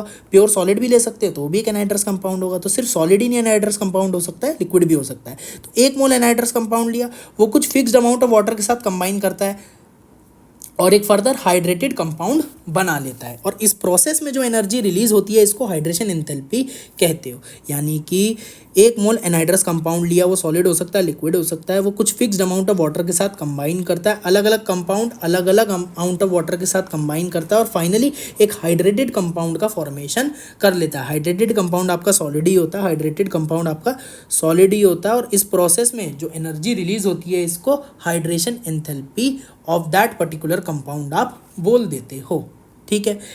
और ऐसा नहीं है कि सारे ही एनहाइड्रस कंपाउंड कोई फिक्स्ड अमाउंट ऑफ वाटर के साथ कंबाइन करके हाइड्रेटेड कंपाउंड बनाते हैं। बहुत ही कुछ ही कंपाउंड्स होते हैं जो अपने सिलेबस में है, जो अपने को पढ़ने हैं, जो एनहाइड्रस कंपाउंड है और कुछ फिक्स्ड अमाउंट ऑफ वाटर के साथ कंबाइन करके आपका हाइड्रेटेड कंपाउंड बनाते हैं। और वो फिक्स्ड अमाउंट ऑफ वाटर आपको याद करना पड़ेगा कि कितना अमाउंट ऑफ वाटर के साथ कोई पर्टिकुलर एनहाइड्रस कंपाउंड कंबाइन करके आपका एक हाइड्रेटेड कंपाउंड बनाता है। जैसे कि एक CuSO4 आपने सॉलिड लिया, एक मोल आपने क्या एनहाइड्रस कंपाउंड लिया, ये 5 मोल वाटर के साथ कंबाइन करता है और CuSO4.5H2O सॉलिड बना लेता है। इसका नाम है बड़ा प्यारा सा ब्लू विट्रियोल, इसको कहते हैं। अगेन हम बात करें FeSO4 सॉलिड की, फेरस सल्फेट है, तो एक मोल हमने क्या लिया, फेरस सल्फेट लिया, ठीक यही है। एक मोल ही अपने को एनहाइड्रस कंपाउंड लेना है, एक मोल एनहाइड्रस कंपाउंड लिया, 7 मोल वाटर के साथ कंबाइन करता है। तो अब ये क्या बना लेता है, FeSO4.7H2O। ये होता है ग्रीन कलर का, इसको ग्रीन विट्रियोल बोलते हैं। तो FeSO4 ने 7H2O के साथ कंबाइन करा, CuSO4 ने 5H2O के साथ कंबाइन करा। तो ये फिक्स्ड अमाउंट ऑफ वाटर है जो कंपाउंड टू कंपाउंड वेरी करेगा इनके, क्योंकि स्ट्रक्चर काफ़ी अलग अलग होते हैं, इसीलिए अलग अलग अमाउंट ऑफ वाटर के साथ कंबाइन होते हैं, जो कि चीज़ आपको याद करनी पड़ेगी, ठीक है। और एक मोल कोई एनहाइड्रस कंपाउंड लिया, वो फिक्स्ड अमाउंट ऑफ वाटर के साथ कंबाइन करके हाइड्रेटेड कंपाउंड बना रहा है। इस प्रोसेस में जो एंथैल्पी रिलीज होगी इसको आप क्या बोल दोगे, हाइड्रेशन एंथैल्पी बोल दोगे। यानी कि इस रिएक्शन का जो डेल्टा H होगा उसको आप डेल्टा H हाइड्रेशन बोल दोगे। अच्छा, अब ये CuSO4.5H2O बना, FeSO4.7H2O बना। अब ये H2O कैसे अटैच्ड है इसके साथ, H2O CuSO4 के साथ कैसे लिंक्ड है भाई, एसोसिएटेड तो है CuSO4 के साथ, वाटर एसोसिएटेड तो है, लेकिन किस तरीके से एसोसिएटेड है, हाइड्रोजन बॉन्डिंग है, कोऑर्डिनेट बॉन्ड बना है, किस टाइप का बॉन्ड बना है, इंटरस्टिशियल साइड पे वाटर आके ऑक्यूपाई हो गया है, किस तरीके का बॉन्ड बना है, ये आपको बात पता होनी चाहिए। तो ये बात भी समझेंगे अभी, ठीक है। CuSO4.5H2O की बात करें जो ब्लू विट्रियोल होता है, तो क्या है, एक मोल एनहाइड्रस कंपाउंड लिया, ये 5 मोल वाटर के साथ कंबाइन करके CuSO4.5H2O सॉलिड बना लेता है। यानी कि एक mole anhydrous compound fixed amount of water के साथ कंबाइन कर रहा है और हाइड्रेटेड कंपाउंड बना रहा है, और इस प्रोसेस में जो डेल्टा H होगा, इस प्रोसेस का, इस रिएक्शन का जो डेल्टा H होगा, इसे delta H hydration of CuSO4 solid आप बोल दोगे, ठीक है। अच्छा, ये बात समझ में आई। अब बात समझनी है कि ये 5H2O जो हैं ये CuSO4 के साथ कैसे एसोसिएटेड हैं। तो NCERT में देखो दिया हुआ है कि इसका जो एक्चुअल स्ट्रक्चर होता है वो ऐसा होता है, CuH2O का होल 4 और स्क्वायर ब्रैकेट के बाहर SO4.H2O। यानी कि ये जो अंदर के H2 हैं, 4 H2 हैं, ये कोऑर्डिनेट बॉन्डेड वाटर हैं, और जो बाहर वाले H2 है वो हाइड्रोजन बॉन्डेड वाटर है। इसका कुछ स्ट्रक्चर इन्होंने इस टाइप का दिया है कि Cu है, इसका कोऑर्डिनेशन नंबर 4 रखते हुए ये 4 वाटर के साथ क्या बनाता है, कोऑर्डिनेट बॉन्ड बनाता है, और कॉम्प्लेक्स के बाहर जो एक वाटर होता है ये हाइड्रोजन बॉन्ड से कनेक्टेड होता है, ठीक है। जो ऑक्सीजन है वो 2 हाइड्रोजन से कनेक्टेड होगा वाया हाइड्रोजन बॉन्ड, ठीक है। और जो 2 हाइड्रोजन है वो वाया हाइड्रोजन बॉन्ड सल्फेट के ऑक्सीजन से कनेक्टेड होंगे, ठीक है। तो ये आपका होता है कि सल्फेट के ऑक्सीजन से ये वाला वाटर कनेक्टेड होगा, सल्फेट के ऑक्सीजन से ये वाला वाटर का हाइड्रोजन कनेक्टेड होगा वाया कौन सा बॉन्ड, हाइड्रोजन बॉन्ड। और ये जो बाहर वाटर है इसका जो ऑक्सीजन है ये अंदर वाले वाटर के हाइड्रोजन के साथ क्या बनाएगा, हाइड्रोजन बॉन्ड बनाएगा। तो जो ये वाटर है, ये जो बीच वाला वाटर है, इसका ऑक्सीजन अंदर वाले हाइड्रोजन के साथ हाइड्रोजन बॉन्ड बना रहा है और इसके जो हाइड्रोजन है वो सल्फेट के ऑक्सीजन के साथ हाइड्रोजन बॉन्ड बना रहे हैं। तो इसमें क्या क्या चीज़ें पूछी जाती हैं कि Cu का कोऑर्डिनेशन नंबर क्या है, जो कि 4 आता है। ठीक है, दिख रहा है आपको। ठीक, 4 वाटर किससे कनेक्टेड है, कोऑर्डिनेट बॉन्ड से कनेक्टेड है। 1 वाटर किससे कनेक्टेड है, हाइड्रोजन बॉन्ड से कनेक्टेड है। ठीक है, ये बात आपको समझ में आ गई। लेकिन अगर मैं आपको बात बताऊं तो जो लेटेस्ट थ्योरी है उसके अकॉर्डिंग जो ये स्ट्रक्चर है ये गलत है। ठीक है, मोस्ट एक्सेप्टेड स्ट्रक्चर नहीं है ये स्ट्रक्चर, एब्सोल्युटली गलत है। लेकिन ये एनसीईआरटी में दिया हुआ था। ठीक है, एनसीईआरटी में दिया हुआ है तो अपने को ध्यान तो रखना है। लेकिन मोस्ट एक्सेप्टेड स्ट्रक्चर क्या है वो भी अपने को पता होना चाहिए। तो भैया क्या भयंकर सा बना दिया, देखो समझो। पहली बात तो Cu2+ 4 वाटर के साथ कोऑर्डिनेट बॉन्ड बना रहा है, बिल्कुल बना रहा है। ठीक है, ये अब भी है। 1 वाटर के साथ हाइड्रोजन बॉन्ड बना रहा है, तो ठीक है, इतनी बात तो ठीक है कि CuSO4.5H2O में जो 4 वाटर हैं वो कोऑर्डिनेट बॉन्ड से कनेक्टेड है और जो 1 वाटर है वो हाइड्रोजन बॉन्ड से कनेक्टेड है। इतनी बात तो फिक्स्ड है। लेकिन और क्या अंतर है, अंतर ये है कि ऊपर वाले में कॉपर का कोऑर्डिनेशन नंबर कितना है, 4 है। लेकिन वास्तविकता में जो CuSO4.5H2O में कॉपर का कोऑर्डिनेशन नंबर पाया गया है वो 6 पाया गया है। यानी कि ये जो सल्फेट है इसका O- भी कोऑर्डिनेट बॉन्ड बनाता है कॉपर के साथ, और ये जो अगेन जो सल्फेट है ये भी कॉपर के साथ कोऑर्डिनेट बॉन्ड बनाता है। यानी कि कॉपर का कोऑर्डिनेशन नंबर CuSO4.5H2O में 4 नहीं पाया गया है, 6 पाया गया है। ये लेटेस्ट थ्योरी बोलती है, लेटेस्ट थ्योरी 6 बोलती है। इस वजह से मोस्ट एक्सेप्टेड स्ट्रक्चर ये है, ना कि ऊपर वाला है। तो ये एब्सोल्युटली गलत स्ट्रक्चर है। लेकिन ध्यान तो अपन को दोनों रखने पड़ेंगे। जिस टाइप से क्वेश्चन आएगा उस टाइप से हम सॉल्व करेंगे। ठीक है, तो अच्छा ये हुआ। अब ये जो वाटर है ये कैसे कनेक्टेड है, देखो वाटर आपका कनेक्टेड है, आपका जो हाइड्रोजन है वाटर का वो सल्फेट के ऑक्सीजन से हाइड्रोजन बॉन्ड बना रहा है, और वाटर का जो ऑक्सीजन है वो कॉम्प्लेक्स के अंदर वाला जो वाटर है उसके हाइड्रोजन के साथ हाइड्रोजन बॉन्ड बना रहा है। ये चीज़ तो पहले भी थी। तो ये इसमें ऐसा नहीं कि बहुत कुछ गलत था, लेकिन इसमें गलत यही था कि कोऑर्डिनेशन नंबर वाली बात गलत थी।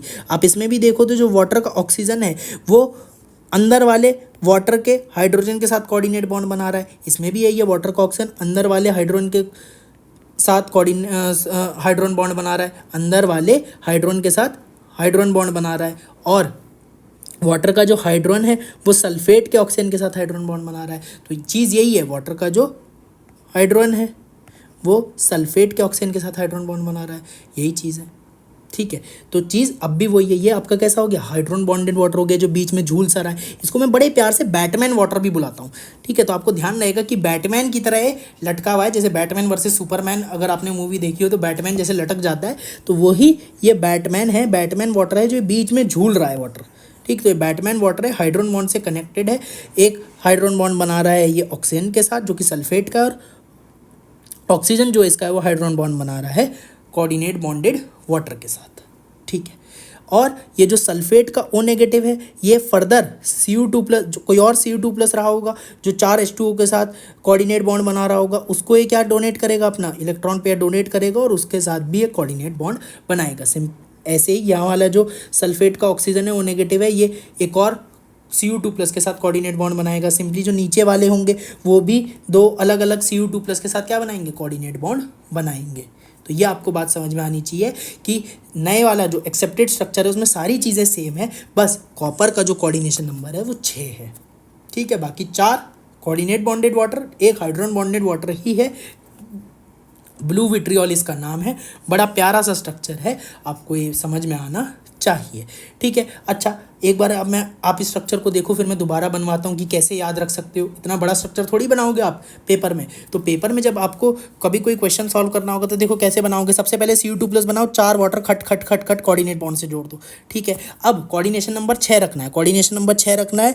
तो दो सल्फेट के ऑक्सीजन O नेगेटिव के साथ भी आपको क्या बनाना पड़ेगा, कोऑर्डिनेट बॉन्ड बनाना पड़ेगा। तो एक सल्फेट ऊपर लगा दिया, एक सल्फेट नीचे लगा दिया, ये फर्दर O नेगेटिव दूसरे कॉपर के साथ कोऑर्डिनेट बॉन्ड बनाएगा, इसी नीचे वाला O नेगेटिव दूसरे कॉपर के साथ कोऑर्डिनेट बॉन्ड बनाएगा। बीच में एक वाटर झूल रहा होगा, वो वाटर कैसे झूल रहा होगा, वाटर हाइड्रोजन बॉन्ड बनाएगा सल्फेट के ऑक्सीजन के साथ, और वाटर का ऑक्सीजन हाइड्रोजन बॉन्ड बनाएगा कोऑर्डिनेटेड बॉन्डेड वाटर के हाइड्रोजन के साथ। तो आपको ये बात ध्यान रखनी है। ऐसे ही इधर वाला जो हाइड्रोजन होगा वो इधर कोई सल्फेट रहा होगा उसके ऑक्सीजन के साथ हाइड्रोजन बॉन्ड बनाएगा, और ये वाला जो ऑक्सीजन है ये इधर वाला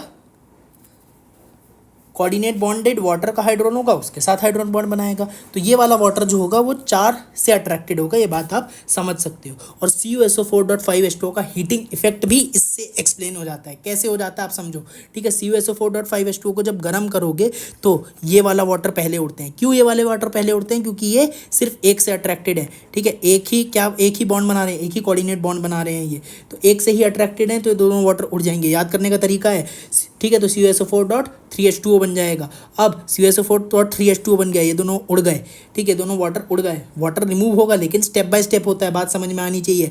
फिर अब कौन से वाटर उड़ेंगे, अब ये वाले वाटर उड़ेंगे। क्यों, क्योंकि ये 2 से अट्रैक्टेड है, एक कोऑर्डिनेट बॉन्ड बना रहे हैं और एक हाइड्रोजन बॉन्ड बना रहे हैं, कोऑर्डिनेट बॉन्ड बना रहे हैं, हाइड्रोजन बॉन्ड बना रहे हैं, 2 से अट्रैक्टेड है, तो ये वाले वाटर पहले उड़ेगा अब, ठीक है। फिर लास्ट में कौन सा वाटर उड़ेगा, लास्ट में ये वाला वाटर उड़ेगा। क्यों सबसे लास्ट में उड़ा, क्योंकि ये 4 से अट्रैक्टेड है, 4 हाइड्रोजन बॉन्ड बना रहा है, तो 4 हाइड्रोजन बॉन्ड बना रहा है, तो सबसे लास्ट में उड़ेगा। अल्टीमेटली CuSO4 सॉलिड बनेगा। इसको फर्दर गर्म करेंगे तो ये फर्दर भी टूट जाएगा कॉपर ऑक्साइड में और सल्फर के ऑक्साइड्स में, लेकिन वो बात अभी हम नहीं कर रहे हैं। अभी हम देख रहे हैं कि कैसे इस स्ट्रक्चर से, नए वाले स्ट्रक्चर से हम इसका हीटिंग इफेक्ट को एक्सप्लेन कर सकते हैं। तो ये बात समझ में आनी चाहिए कि पहले वो वाटर उड़ेगा जो 1 से अट्रैक्टेड है, फिर वो वाला वाटर उड़ेगा जो 2 से अट्रैक्टेड है, और लास्ट में वो वाला वाटर उड़ेगा जो 4 से अट्रैक्टेड है। तो ये इस तरीके से आप इसका हीटिंग इफेक्ट भी याद रख सकते हो। बहुत ही इंपॉर्टेंट स्ट्रक्चर है और पूरा स्ट्रक्चर ये है, लेकिन अगर आपको कभी बनाने की ज़रूरत पड़ी तो आप इस तरीके से बना के काम चला सकते हो। कोऑर्डिनेशन नंबर 6, 4 वाटर अट्रैक्टेड हैं किस तरीके से, कोऑर्डिनेट बॉन्ड से, और एक वाटर हाइड्रोजन बॉन्ड से कनेक्टेड है। ये बात याद होनी चाहिए। तो how many hydrogen bonded water molecule are associated with CuSO4.5H2O, जल्दी से बता दो, जल्दी से बता दो। आंसर है सबका मालिक एक, 4 वाटर कोऑर्डिनेट बॉन्ड से, एक वाटर हाइड्रोजन बॉन्ड से, ठीक है। Coordination number of copper in blue vitriol बता दो जल्दी से, क्या होगा। NCERT के अकॉर्डिंग तो 4, लेकिन लेटेस्ट थ्योरी के अकॉर्डिंग आंसर 6, ठीक है। ये आपका आंसर हो गया। आप क्या टिक करोगे, ठीक, अगर मेंस में आया तो आप ऊपर वाला चले जाना, अगर एडवांस में आया तो आप नीचे वाला टिक कर देना, ठीक है। आगे बढ़ते हैं।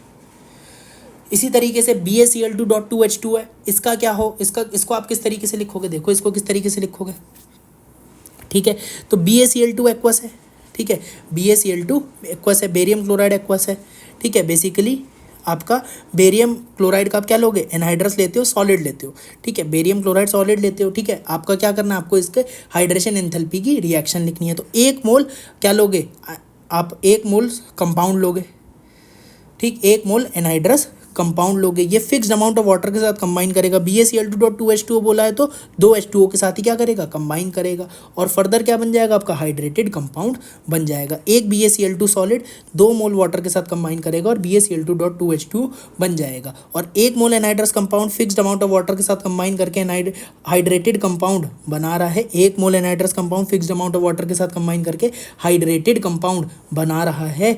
तो इस रिएक्शन के डेल्टा H को delta H hydration of BaCl2 solid आप बोल दोगे, ठीक है। अच्छा, अब ये 2 वाटर अगेन BaCl2 के साथ एसोसिएटेड है, लेकिन किस तरीके से एसोसिएटेड, ध्यान रखना, ये वाला इंटरस्टिशियल वाटर होता है। कैसा वाटर होता है, इंटरस्टिशियल वाटर होता है, यानी कि वाटर मॉलिक्यूल कहाँ पे प्रेजेंट होते हैं, इंटरस्टिशियल साइट में प्रेजेंट होते हैं। BaCl2 सॉलिड का क्रिस्टल लैटिस होता है, तो BaCl2 सॉलिड का जो लैटिस होता है उसमें वॉइड्स होते हैं, इंटरस्टिशियल साइट्स होती हैं, ठीक, खाली जगह होती है, वहाँ पे वाटर मॉलिक्यूल प्रेजेंट होते हैं। और ध्यान रखना, कोई बीच में जो साइड्स हैं, जो वॉइड्स हैं, वहाँ पे वाटर मॉलिक्यूल आके रुक गए हैं, यानी कि ये बहुत ही वीकली अट्रैक्टेड वाटर होते हैं, क्योंकि कोई बॉन्ड नहीं बन रहा है। जैसे कोऑर्डिनेट बॉन्ड होता है, हाइड्रोजन बॉन्ड होता है, तो बॉन्ड था, लेकिन ये कोई खास बॉन्ड नहीं है, बस एक बहुत ही माइनर सा अट्रैक्शन है। तो वीकली अट्रैक्टेड वाटर है, क्योंकि वाटर कहाँ पे प्रेजेंट है, इंटरस्टिशियल साइट्स पे, जो खाली जगह है लैटिस में, किसके लैटिस में, BaCl2 के लैटिस में जो खाली जगह है वहाँ पे वाटर मॉलिक्यूल बस आके रुक गए हैं। तो एक वीकली अट्रैक्टेड वाटर होते हैं ये। तो BaCl2.2H2O को जैसे ही आप गर्म करते हो, बहुत ही थोड़ा सा गर्म करने पे दो वाटर जो इसके साथ एसोसिएटेड होते हैं वो लूज़ हो जाते हैं, उड़ जाते हैं, और BaCl2 आपका एनहाइड्रस कंपाउंड आपका वापस मिल जाता है। ठीक है, तो बहुत ही इंपॉर्टेंट है, आपको ध्यान रखना पड़ेगा। ठीक है, इसी तरीके से CrH2O का होल 6Cl3, तो क्या करते हो, अगर आपको इसकी हाइड्रेशन एंथैल्पी की अगर आपको रिएक्शन लिखनी है तो 1 मोल एनहाइड्रस कंपाउंड लेना पड़ेगा, CrCl3 सॉलिड लेना पड़ेगा, ये fixed amount of water 6 water के साथ कंबाइन करके क्या बनाएगा, CrH2O का होल 6Cl3 बनाएगा। तो 1 mole anhydrous compound fixed amount of water के साथ कंबाइन करके हाइड्रेटेड कंपाउंड बना रहा है, तो इस रिएक्शन का जो डेल्टा H होगा उसको delta H hydration of CrCl3 कह दोगे। और ये इसका जो कलर आता है वो वॉयलेट कलर आता है। लोगों को ध्यान होता है Cr3+ का कलर ग्रीन होता है, बिल्कुल होता है, लेकिन वो एसिडिक मीडियम में होता है। ध्यान रखना, इस जो कॉम्प्लेक्स होता है इसका जो कलर होता है वो वॉयलेट ही होता है। ध्यान रखने वाली बात है एकदम, ये गलती से भी भूल मत जाना। ठीक है, अब यहाँ पे जो वाटर मॉलिक्यूल का एसोसिएशन है, 6 वाटर एसोसिएटेड है, हाइड्रेट जो बना है इसमें 6 वाटर एसोसिएटेड है विद क्रोमियम। ये किस तरीके से जुड़े हुए हैं, ऑब्वियसली यहाँ तो सीधा सीधा दिख रहा है, कोऑर्डिनेट बॉन्ड से जुड़े हुए हैं, और इस प्रकार का यहाँ पे स्ट्रक्चर बन जाता है। कोई दिक्कत वाली बात उसमें नहीं है। ठीक है, ठीक, तो ये हाइड्रेट फॉर्मेशन की बात आपकी एनसीईआरटी में दी हुई है कि from aqueous solution many salts can be crystallise as hydrated salt. तो जो वाटर एसोसिएट होता है अलग अलग टाइप से हो सकता है, कोऑर्डिनेट बॉन्डेड वाटर हो सकता है, जैसे हमने बात करा CrH2O का होल 6Cl3 में। ठीक, कोऑर्डिनेट बॉन्डेड वाटर होते हैं। BaCl2.2H2O में इंटरस्टिशियल साइड्स पे वाटर होते हैं, वीकली अट्रैक्टेड वाटर होता है। हाइड्रोजन बॉन्डेड वाटर किस में प्रेजेंट होता है भाई, एक हाइड्रोजन बॉन्डेड वाटर होता है हमारा CuSO4.5H2O में, और 4 वाटर आपके कैसे होते हैं, कोऑर्डिनेट बॉन्ड से जुड़े होते हैं। लेकिन इसमें जो स्ट्रक्चर दिया है ये पुराना वाला दिया है, इसका कोऑर्डिनेशन नंबर 4 है। लेटेस्ट थ्योरी के अकॉर्डिंग कोऑर्डिनेशन नंबर 6 होता है, ये बात ध्यान रखना। ठीक है, अब आयंस के लिए बात करें, आयंस के लिए बात करें तो हाइड्रेशन एंथैल्पी कैसे डिफाइन होती है, तो कंपाउंड्स की बात करी, लेकिन आयंस की बात करें जो अपने को ज़्यादा काम में आएगा कि 1 मोल गैसियस आयन आप लोगे, 1 मोल गैसियस आयन को जब आप एक्सेस वाटर में डिजोल्व कर दोगे तो एक्वस आयंस में कन्वर्ट हो जाएगा। 1 मोल गैसियस आयन लोगे, एक्सेस वाटर में डिजोल्व करोगे तो 1 मोल एक्वस आयन बन जाएगा उसका। ठीक, और इस प्रोसेस के लिए जो डेल्टा H होता है उसको hydration enthalpy of that particular gaseous ion बोल देते हो। ठीक है, तो 1 मोल गैसियस आयन लिया, उसको एक्सेस ऑफ वाटर में डिसॉल्व करा, उसके कॉरेस्पॉन्डिंग एक्वस आयन में कन्वर्ट हो जाएगा, उसके कॉरेस्पॉन्डिंग एक्वस आयन में कन्वर्ट हो जाएगा। 1 मोल गैसियस आयन लोगे तो 1 मोल ही एक्वस आयन में कन्वर्ट होगा। इस रिएक्शन का जो डेल्टा H होगा इसे डेल्टा H हाइड्रेशन या फिर hydration enthalpy of that particular gaseous ion बोल दोगे। सपोज हाइड्रेशन एंथैल्पी आपसे बोला जाए hydration enthalpy of H+ gas, H+ gas की हाइड्रेशन एंथैल्पी बोली जाए तो 1 मोल H+ गैस लोगे, इसमें एक्सेस ऑफ वाटर डाल दोगे, 1 मोल H+ एक्वस बनेगा, और इस रिएक्शन का जो डेल्टा H होगा वो hydration enthalpy of H+ gas कहलाएगा। इसी तरीके से आप Mg2+ गैस की हाइड्रेशन एंथैल्पी की भी रिएक्शन लिख सकते हो, SO4 गैस की भी हाइड्रेशन एंथैल्पी की रिएक्शन लिख सकते हो, कोई भी गैसीय आयन आपको दिया हो उसकी हाइड्रेशन एंथैल्पी की रिएक्शन लिख सकते हो। ठीक, तो क्या होता है आपका आयन कलेक्टिवली वाटर मॉलिक्यूल के साथ जुड़ जाता है, आयन वाटर मॉलिक्यूल के साथ जुड़ जाता है। जैसे कि आपका Na+ था, Na+ गैस था, इसमें एक्सेस ऑफ वाटर डाल दोगे तो क्या बन जाएगा, Na+ एक्वस बन जाएगा। तो ये जो Na+ एक्वस है इसका स्ट्रक्चर क्या होता है, Na+ एक्वस इसका क्या मतलब है, इसका मतलब ये है कि Na+ जो है वो वाटर मॉलिक्यूल ने उसको घेर लिया है, वाटर मॉलिक्यूल ने आयन डाइपोल फोर्स के साथ घेर लिया है। ऑब्वियसली ऑक्सीजन पे पार्शियल नेगेटिव चार्ज है, सोडियम पे प्लस चार्ज है, तो वाटर ऑक्सीजन वाले साइड से ही घेर पाएगा। हाइड्रोजन पे पार्शियल पॉजिटिव चार्ज है तो हाइड्रो पॉजिटिव रिपेल करेंगे, इस वजह से ऑक्सीजन वाले साइड से ही ठीक पॉजिटिव चार्ज स्पीशीज़ को, पॉजिटिवली चार्ज आयंस को घेरेगा। और अगर यही सपोज कोई नेगेटिवली चार्ज आयन होता तो हाइड्रोजन वाले साइड से घेरता फिर।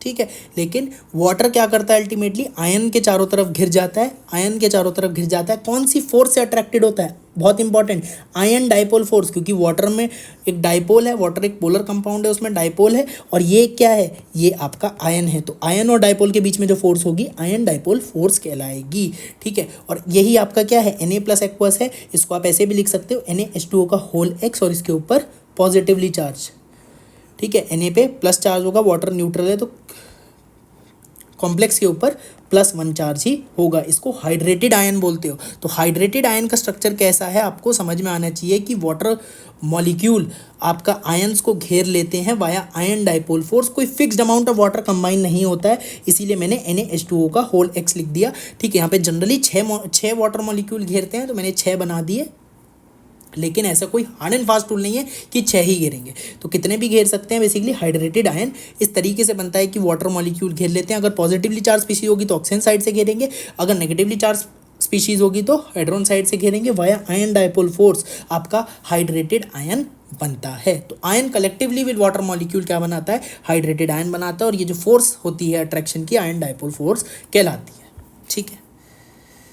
अब हाइड्रेशन एनर्जी क्या होती है, हाइड्रेशन एनर्जी को कंपेयर कैसे करते हो, जैसे लैटिस एंथैल्पी को करते थे ऐसे हाइड्रेशन एंथैल्पी को करते हो। तो हाइड्रेशन एंथैल्पी क्या डायरेक्टली प्रोपोर्शनल होती है चार्ज अपॉन साइज के। अलग अलग आयन का हाइड्रेशन एनर्जी अलग अलग होगा। जैसे वहाँ तो लैटिस एंथैल्पी एक पर्टिकुलर कंपाउंड का था, यहाँ पे हाइड्रेशन एंथैल्पी की बात किसके रिस्पेक्ट में होगी, आयंस के रिस्पेक्ट में होगी। तो ये जो चीज़ लगाते हैं हम फॉर आयंस लगाते हैं, ठीक है, ये हम आयंस के लिए लगाते हैं, ठीक है। तो इतनी बात हमें समझ में आती है कि अगर हमें हाइड्रेशन एनर्जी ज़्यादा करनी है, हाइड्रेशन ज़्यादा करना है, तो चार्ज ज़्यादा होना चाहिए, साइज़ कम होना चाहिए। ध्यान रखना चार्ज यहाँ भी डोमिनेटिंग फैक्टर है। तो अगर किसी भी आयन का चार्ज बड़ा होगा, साइज़ छोटा होगा, तो हाइड्रेशन ज़्यादा होगा। हाइड्रेशन ज़्यादा होगा क्यों, क्योंकि हाइड्रेशन एनर्जी ज़्यादा होगी, और हाइड्रेशन एनर्जी ज़्यादा होगी तो हाइड्रेट फॉर्मेशन की टेंडेंसी ज़्यादा होगी। मतलब नंबर ऑफ जो वाटर मॉलिक्यूल सराउंडिंग में आएंगे वो ज़्यादा आएंगे। भाई हाइड्रेशन ज़्यादा है मतलब वाटर से अट्रैक्शन ज़्यादा है, वाटर से अट्रैक्शन ज़्यादा है मतलब नंबर ऑफ वाटर मॉलिक्यूल जो सराउंडिंग में आएंगे वो ज़्यादा आएंगे। और जितने ज़्यादा वाटर मॉलिक्यूल आएंगे, हाइड्रेटेड आयन का साइज़ उतना ज़्यादा बढ़ जाएगा, क्योंकि आयन प्लस वाटर मॉलिक्यूल ही क्या है, हाइड्रेटेड आयन है। तो ज़्यादा वाटर मॉलिक्यूल आए तो साइज ऑफ हाइड्रेटेड आयन बढ़ जाएगा, और साइज ऑफ हाइड्रेटेड आयन बढ़ जाएगा तो मोबिलिटी क्या हो जाएगी, कम हो जाएगी। और एंड वाइस वर्सा भी बात है। तो इसको कैसे समझोगे, जो छोटा है वो पानी में मोटा है, जो छोटा है वो पानी में मोटा है, क्योंकि छोटा है तो हाइड्रेशन ज़्यादा है, हाइड्रेशन ज़्यादा है तो हाइड्रेशन एनर्जी ज़्यादा है, हाइड्रेशन एनर्जी ज़्यादा है तो हाइड्रेट फॉर्मेशन की टेंडेंसी ज़्यादा है, तो ज़्यादा वाटर मॉलिक्यूल घेरेंगे, और ज़्यादा वाटर मॉलिक्यूल घेरेंगे तो साइज़ बढ़ जाएगा, और साइज़ बढ़ जाएगा तो चलने में दिक्कत होगी, मोबिलिटी कम हो जाएगी। तो जो छोटा है वो पानी में मोटा है, और मोटे को भागने में प्रॉब्लम आती है। डोंट टेक इट पर्सनल, जो छोटा है वो पानी में मोटा है और मोटे को भागने में प्रॉब्लम आती है, ठीक है। अच्छा, और बात समझते हैं कि MgCl2, CaCl2, SrCl2, BaCl2, ठीक है, इसमें हाइड्रेशन एनर्जी की बात करें तो चार्ज सब पे सेम ही है, ठीक है। अगर हम चार्ज की बात करें तो क्लोराइड आयन को एक बार को अलग कर देते हैं, क्योंकि तो कॉमन है, कॉमन चीज़ जवाब नहीं देती। मैग्नीशियम, कैल्शियम, स्ट्रॉन्शियम, बेरियम की बात करें तो चार्ज तो सब पे सेम है, लेकिन साइज सबसे ज़्यादा मैग्नीशियम का छोटा है, तो हाइड्रेशन एनर्जी इसकी सबसे ज़्यादा होगी। तो ऊपर से नीचे आने पे हाइड्रेशन एनर्जी क्या करेगी, डिक्रीज करेगी। यानी कि हाइड्रेशन एनर्जी ऊपर वाले की ज़्यादा है, मतलब हाइड्रेट फॉर्मेशन टेंडेंसी ऊपर वाले की ज़्यादा है, मतलब number of water molecule surrounding में ऊपर वाला ज़्यादा वाटर मॉलिक्यूल को अट्रैक्ट करेगा, नीचे वाला कम वाटर मॉलिक्यूल को अट्रैक्ट करेगा। तो MgCl2 एटमॉस्फेयर से मॉइस्चर लेके MgCl2.8 H2O बनाता है। CaCl2 वहीं 6 ही H2O को अट्रैक्ट कर पाता है। SrCl2 भी 6 H2O को अट्रैक्ट कर पाता है, वहीं BaCl2 सिर्फ और सिर्फ 2 ही H2O को अट्रैक्ट कर पाता है। तो ये चीज़ भी यहाँ से एक्सप्लेन होती है, ठीक है।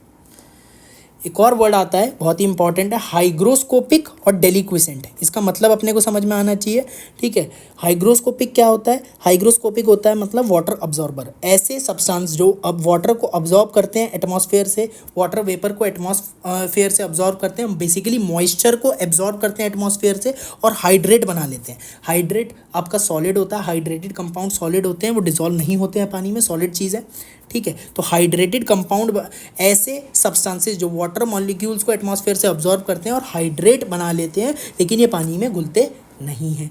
डेलिक्विसेंट वहीं पे क्या है, डेलिक्विसेंट भी वाटर अब्जॉर्बर है, ये भी वाटर मॉलिक्यूल को अब्जॉर्व करता है एटमॉस्फेयर से, बेसिकली वाटर वेपर को, मॉइस्चर को अब्जॉर्व करता है एटमॉस्फेयर से।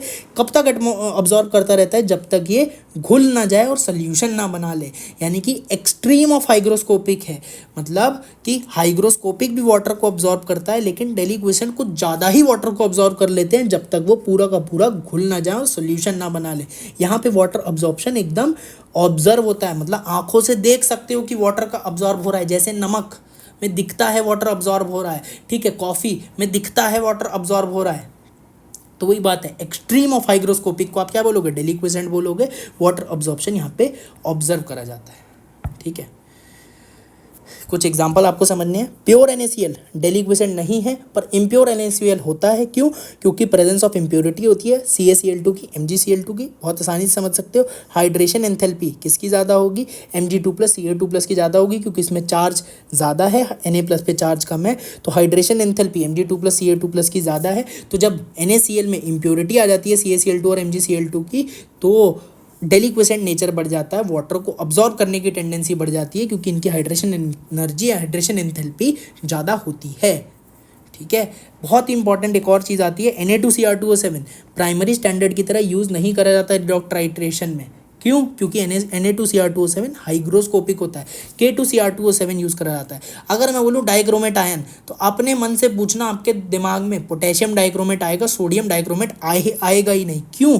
क्योंकि सोडियम डाइक्रोमेट हाइग्रोस्कोपिक होता है। Na+ का साइज़ छोटा है, Na+ का साइज़ छोटा है K+ से, तो हाइड्रेशन एंथैल्पी ज़्यादा होती है। तो हाइड्रेशन एंथैल्पी ज़्यादा है Na+ की, इस वजह से वो वाटर को अट्रैक्ट करता है, वाटर को अट्रैक्ट करता है तो वो हाइग्रोस्कोपिक नेचर शो करता है। इस वजह से उसको टाइट्रेशन में यूज़ नहीं करा जाता है। क्यों नहीं करा जाता है? क्योंकि टाइट्रेशन में स्टैंडर्ड की तरह यूज़ करा नहीं जाता है। इसका क्या मतलब है भाई, टाइट्रेशन जब भी हम करते हैं, रिडॉक्स टाइट्रेशन जो भी करते हैं, एक कंपाउंड ऐसा लेते हैं भाई, दो चीज़ में कंपाउंड लेते हैं, एक होता है हमारा ब्यूरेट में और एक लेते हैं कोनिकल फ्लास्क में।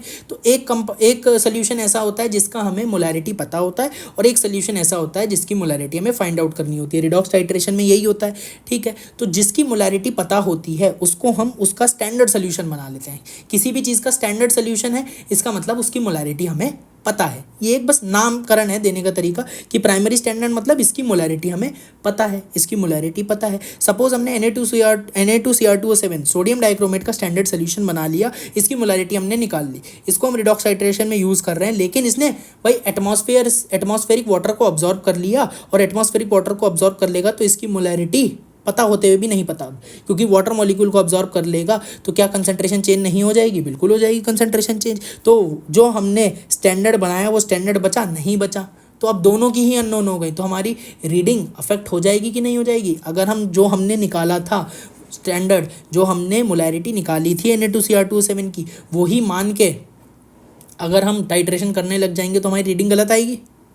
बिल्कुल गलत आएगी, क्योंकि उसकी मोलैरिटी बदल गई। Na2Cr2O7 हाइग्रोस्कोपिक है, वाटर को ऑब्जॉर्व कर लिया, मोलैरिटी चेंज हो गई, इस वजह से इसे प्राइमरी स्टैंडर्ड की तरह यूज़ नहीं करा जाता रिडॉक्स टाइट्रेशन में। इसीलिए हमेशा आपको जब भी डाइक्रोमेट दिखेगा तो पोटेशियम डाइक्रोमेट दिखेगा, और वही टाइट्रेशन में यूज़ करा जाता है इस primary standard which is not hygroscopic. Even boards के जो प्रैक्टिकल होते हैं उसमें भी ये बहुत इंपॉर्टेंट क्वेश्चन के फॉर्म में पूछा जाता है, ठीक। तो ये क्वेश्चन आपका कभी भी आ सकता है, सिंपल हाइड्रेशन एंथैल्पी से ये क्वेश्चन निकलते हैं, ठीक है।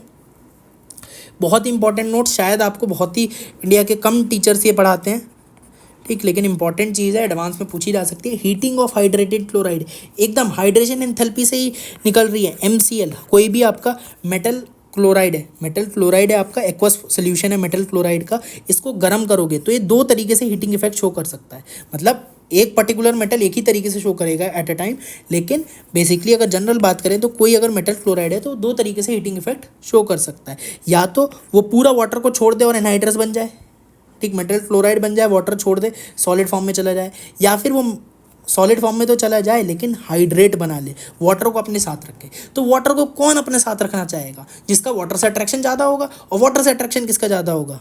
जिसकी हाइड्रेशन एंथैल्पी ज़्यादा होगी। तो जिसकी हाइड्रेशन एंथैल्पी ज़्यादा होगी वो वाटर को अट्रैक्ट करेगा, वो वाटर को अपने साथ रखना चाहेगा। ठीक है। तो जिसकी हाइड्रेशन एंथैल्पी कम होती है वो एनहाइड्रस फॉर्म में चले जाता है, जो कि होता है सोडियम, पोटेशियम, रुबिडियम, सीजियम। ठीक है। इनका चार्ज भी कम है और साइज भी बड़ा है, इनका चार्ज भी कम है, साइज भी बड़ा है, इस वजह से इनकी हाइड्रेशन एंथैल्पी कम है, वाटर से अट्रैक्शन कम है। जब इनके एक्वस सोल्यूशन को गर्म करोगे, मेटल क्लोराइड के एक्वस सोल्यूशन को गर्म करोगे तो एनहाइड्रस फॉर्म में चले जाते हैं डायरेक्टली हीटिंग करने पे। ठीक है। लेकिन जिनकी हाइड्रेशन एंथैल्पी थोड़ी ज़्यादा है वो किस में चले जाएंगे, हाइड्रेटेड फॉर्म में चले जाएंगे। अब इस फर्दर हाइड्रेटेड फॉर्म को अगर आप गर्म करोगे तो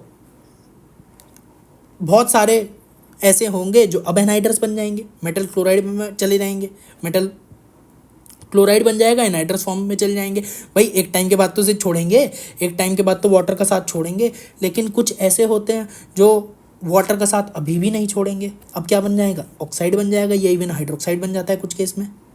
तो बाद में भी वाटर का साथ कौन नहीं छोड़ेंगे, जिनकी हाइड्रेशन एंथैल्पी ज़्यादा होगी। और वाटर का साथ कौन छोड़ देगा बाद में, जिनकी हाइड्रेशन एंथैल्पी बहुत ज़्यादा नहीं होगी, थोड़ी ज़्यादा होगी, यानी कि इनसे तो ज़्यादा होगी। सोडियम, पोटेशियम, रुबिडियम, सीजियम, इनका तो चार्ज +1 था और साइज़ बड़ा था। ठीक, तो इन्होंने तो बहुत जल्दी ही साथ छोड़ दिया, पहली बार में ही साथ छोड़ दिया। लेकिन दूसरी बार में साथ कौन छोड़ेगा, जिनका हाइड्रेशन एंथैल्पी इनसे ज़्यादा होगी। और वो कौन है, जिनका चार्ज बड़ा होगा और साइज़ भी बड़ा होगा। चार्ज बड़ा, साइज़ बड़ा, कैल्शियम, स्ट्रोंशियम, बेरियम, 3 होते हैं, कैल्शियम, स्ट्रोंशियम, बेरियम। ठीक, इनका चार्ज +2 है लेकिन साइज़ भी बड़ा है, तो हाइड्रेशन एंथैल्पी थोड़ी ज़्यादा है लेकिन उतनी ज़्यादा भी नहीं है। ठीक है। अब पानी का साथ अंत तक भी कौन नहीं छोड़ेगा, जो ऑक्साइड बना लेगा, वो होंगे जिनकी हाइड्रेशन एंथैल्पी बहुत ज़्यादा होगी। जैसे मैग्नीशियम, मैग्नीशियम का चार्ज भी +2, साइज़ भी छोटा, तो इसकी हाइड्रेशन एंथैल्पी बहुत ज़्यादा है। तो हाइड्रेशन एंथैल्पी ज़्यादा है तो ये बाद तक भी साथ नहीं छोड़ेगा। ठीक है। तो इस बात को समझते हैं अब कैसे करना है।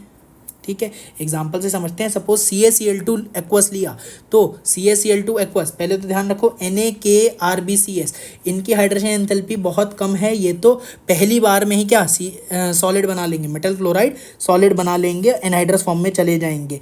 और उसके अलावा जितने भी होंगे वो किस में जाएंगे, हाइड्रेटेड फॉर्म में जाएंगे। और CaCl2 आपका 6H2O बनाता है, CaCl2.6H2O बनता है।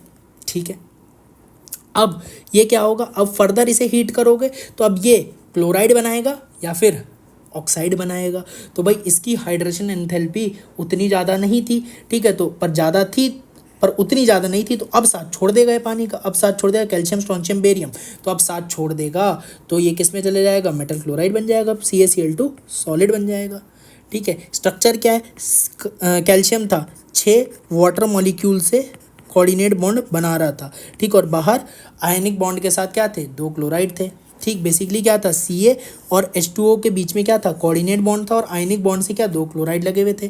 ठीक है। अब अगर हम बात करें कैल्शियम और मैग्नीशियम में, कैल्शियम और मैग्नीशियम में, ठीक, तो कैल्शियम की हाइड्रेशन एंथैल्पी क्या है, कम है, मैग्नीशियम की हाइड्रेशन एंथैल्पी ज़्यादा है। यानी कि कैल्शियम वाटर को क्या अट्रैक्ट करेगा लेकिन कम करेगा। तो अगर कैल्शियम वाटर को कम अट्रैक्ट करेगा तो ये बॉन्ड वीक हो जाएगा, क्योंकि हाइड्रेशन एंथैल्पी कैल्शियम की कैसी है, कम है। अभी बात हो रही है इन दोनों में। ठीक, इन दोनों में अब बात हो रही है, क्योंकि उनका काम तो पहले ही खत्म हो गया। NaKRbCS की तो हाइड्रेशन एंथैल्पी बहुत ही कम थी, इन्होंने तो पानी का साथ पहले ही छोड़ दिया, तो पहले ही मेटल क्लोराइड बन गया एनहाइड्रस।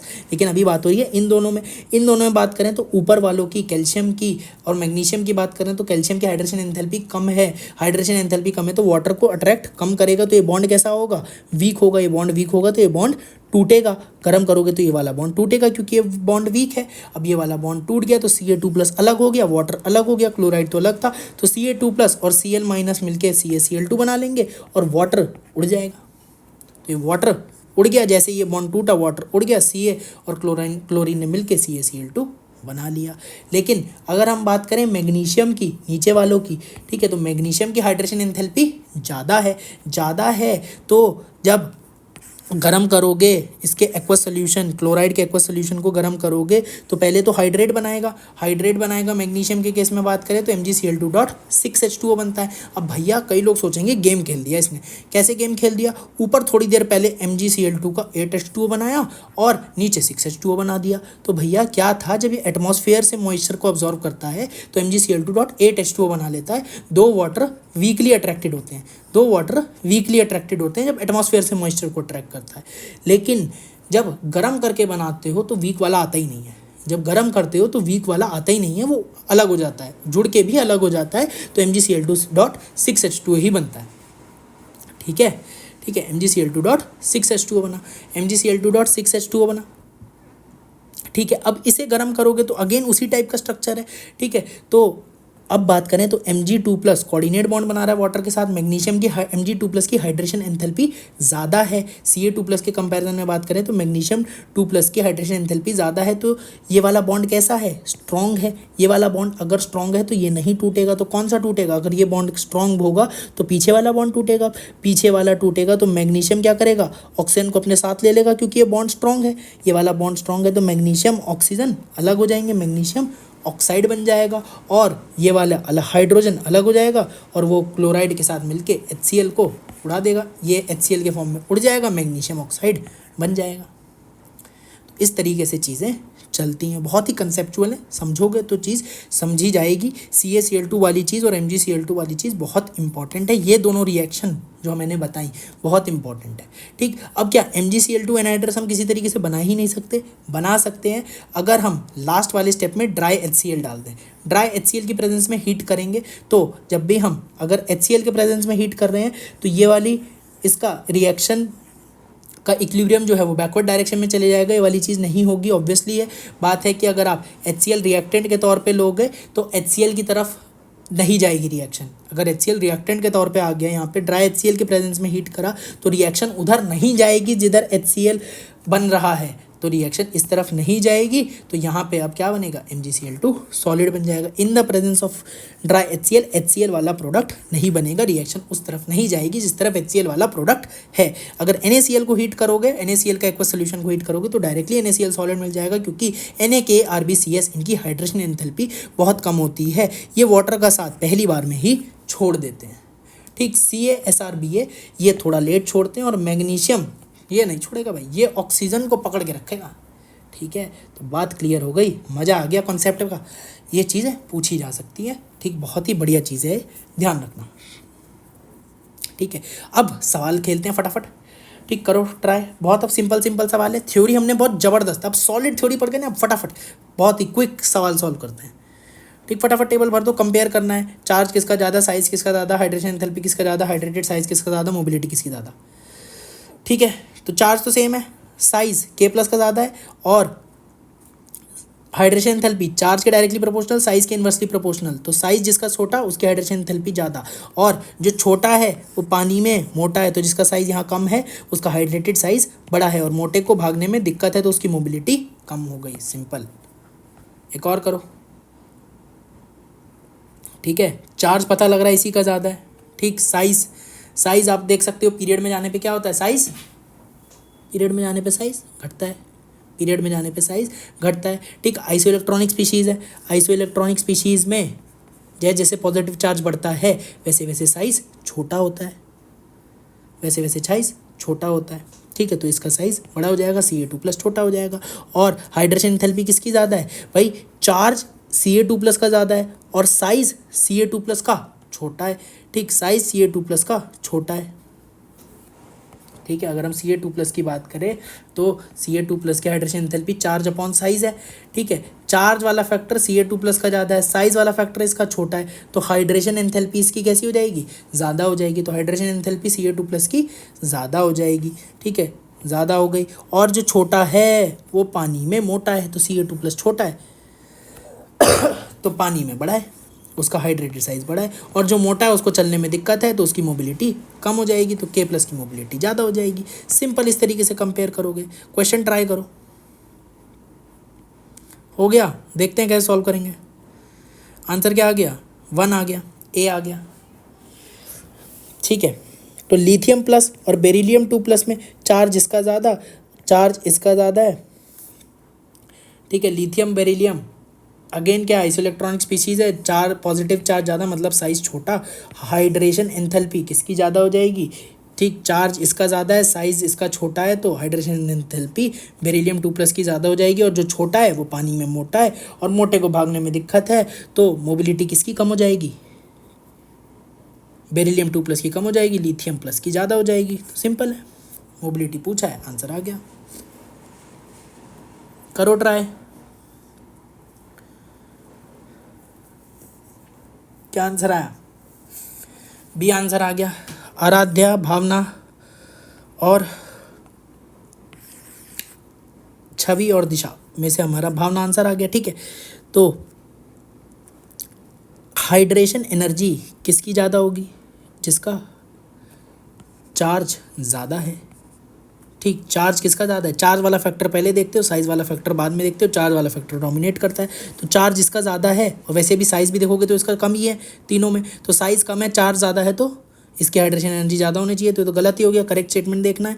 ठीक है, अगर हम इसमें देखें हाइड्रेटेड रेडियस, तो फ्लोराइड आयन छोटा है, फ्लोराइड आयन छोटा होता है क्लोराइड और ब्रोमाइड से, तो पानी में मोटा है, तो हाइड्रेटेड रेडियस सबसे ज़्यादा होना चाहिए, भी गलत हो गया। CF2CaO में लैटिस एनर्जी देखें तो प्रोडक्ट ऑफ चार्ज देखेंगे तो +2, कैल्शियम तो +2 ही है, फ्लोराइड -1 है, ऑक्सीजन -2 है, तो प्रोडक्ट ऑफ चार्ज यहाँ पे 2 है, यहाँ पे 4 है, तो लैटिस एनर्जी किसकी ज़्यादा होगी? CaO की ज़्यादा होगी, क्योंकि उसके प्रोडक्ट ऑफ चार्ज ज़्यादा है, तो ये भी गलत हो गया।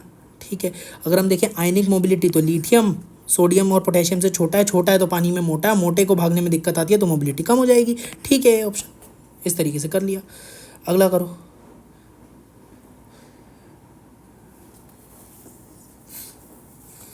ठीक है, क्या आंसर आया? आंसर आ जाएगा आपका फर्स्ट आ जाएगा। कैसे आएगा? Hydration enthalpy charge upon size होती है, चार्ज वाला फैक्टर डोमिनेट करता है, चार्ज वाला फैक्टर डोमिनेट करता है। NH4 प्लस Cl-, ठीक, नाइट्रोन पे +1, Cl पे -1, NH4 पे +1, Br पे -1, NH4 पे +1, आयोडाइड पे -1, तो प्रोडक्ट ऑफ चार्ज तो सबका 1 ही है, चार्ज वाले फैक्टर से आंसर नहीं आ रहा। अब साइज पे जाओगे, साइज सबसे क्या करना है? छोटा होना चाहिए, तभी हाइड्रेशन एनर्जी ज़्यादा होगी। 2 Cl है, 2, एक Br है, एक I है, तो I का साइज तो क्या हो जाएगा? सबसे बड़ा है, तो बड़ा है तो हाइड्रेशन एंथैल्पी छोटी हो जाएगी। Br का साइज भी बड़ा है तो हाइड्रेशन एंथैल्पी कम हो जाएगी। हमें तो मैक्सिमम चाहिए, तो मैक्सिमम होगी तो क्लोरीन वाले की, क्लोराइड की, तो क्लोराइड का साइज छोटा है। ठीक है, क्लोराइड का साइज छोटा है, क्योंकि अगर हम NH4Cl NH4Br NH4I में भी देखें तो ClBrI में NH4 प्लस तो कॉमन हो गया, ClBrI में Cl का साइज छोटा है, तो इसकी हाइड्रेशन एंथैल्पी ज़्यादा होगी। ठीक है, और NH4 प्लस कॉमन हो गया, तो ये तो आंसर हो ही नहीं सकता। अब इन दोनों में देखना है, इन दोनों में देखना है, तो इसमें क्लोराइड आयन कॉमन है, लेकिन यहाँ पे क्या है? N पे प्लस है, N पे प्लस है, लेकिन ये किससे सराउंडेड है? 4 हाइड्रोजन से, और यहाँ पे किससे सराउंडेड है? 4 CH3 से। तो हमें क्या चाहिए? हाइड्रेशन एंथैल्पी ज़्यादा, मतलब साइज छोटा। तो छोटा साइज़ किसका है? इसका है कि इसका है? NH4 प्लस का छोटा है। ठीक है, NH4 प्लस का छोटा साइज़ है, तो यही आंसर हो जाएगा। इस तरीके से आप क्वेश्चंस को डील कर सकते हो। तो हमने बहुत ही डिटेल मैनर में लैटिस एंथैल्पी को देखा।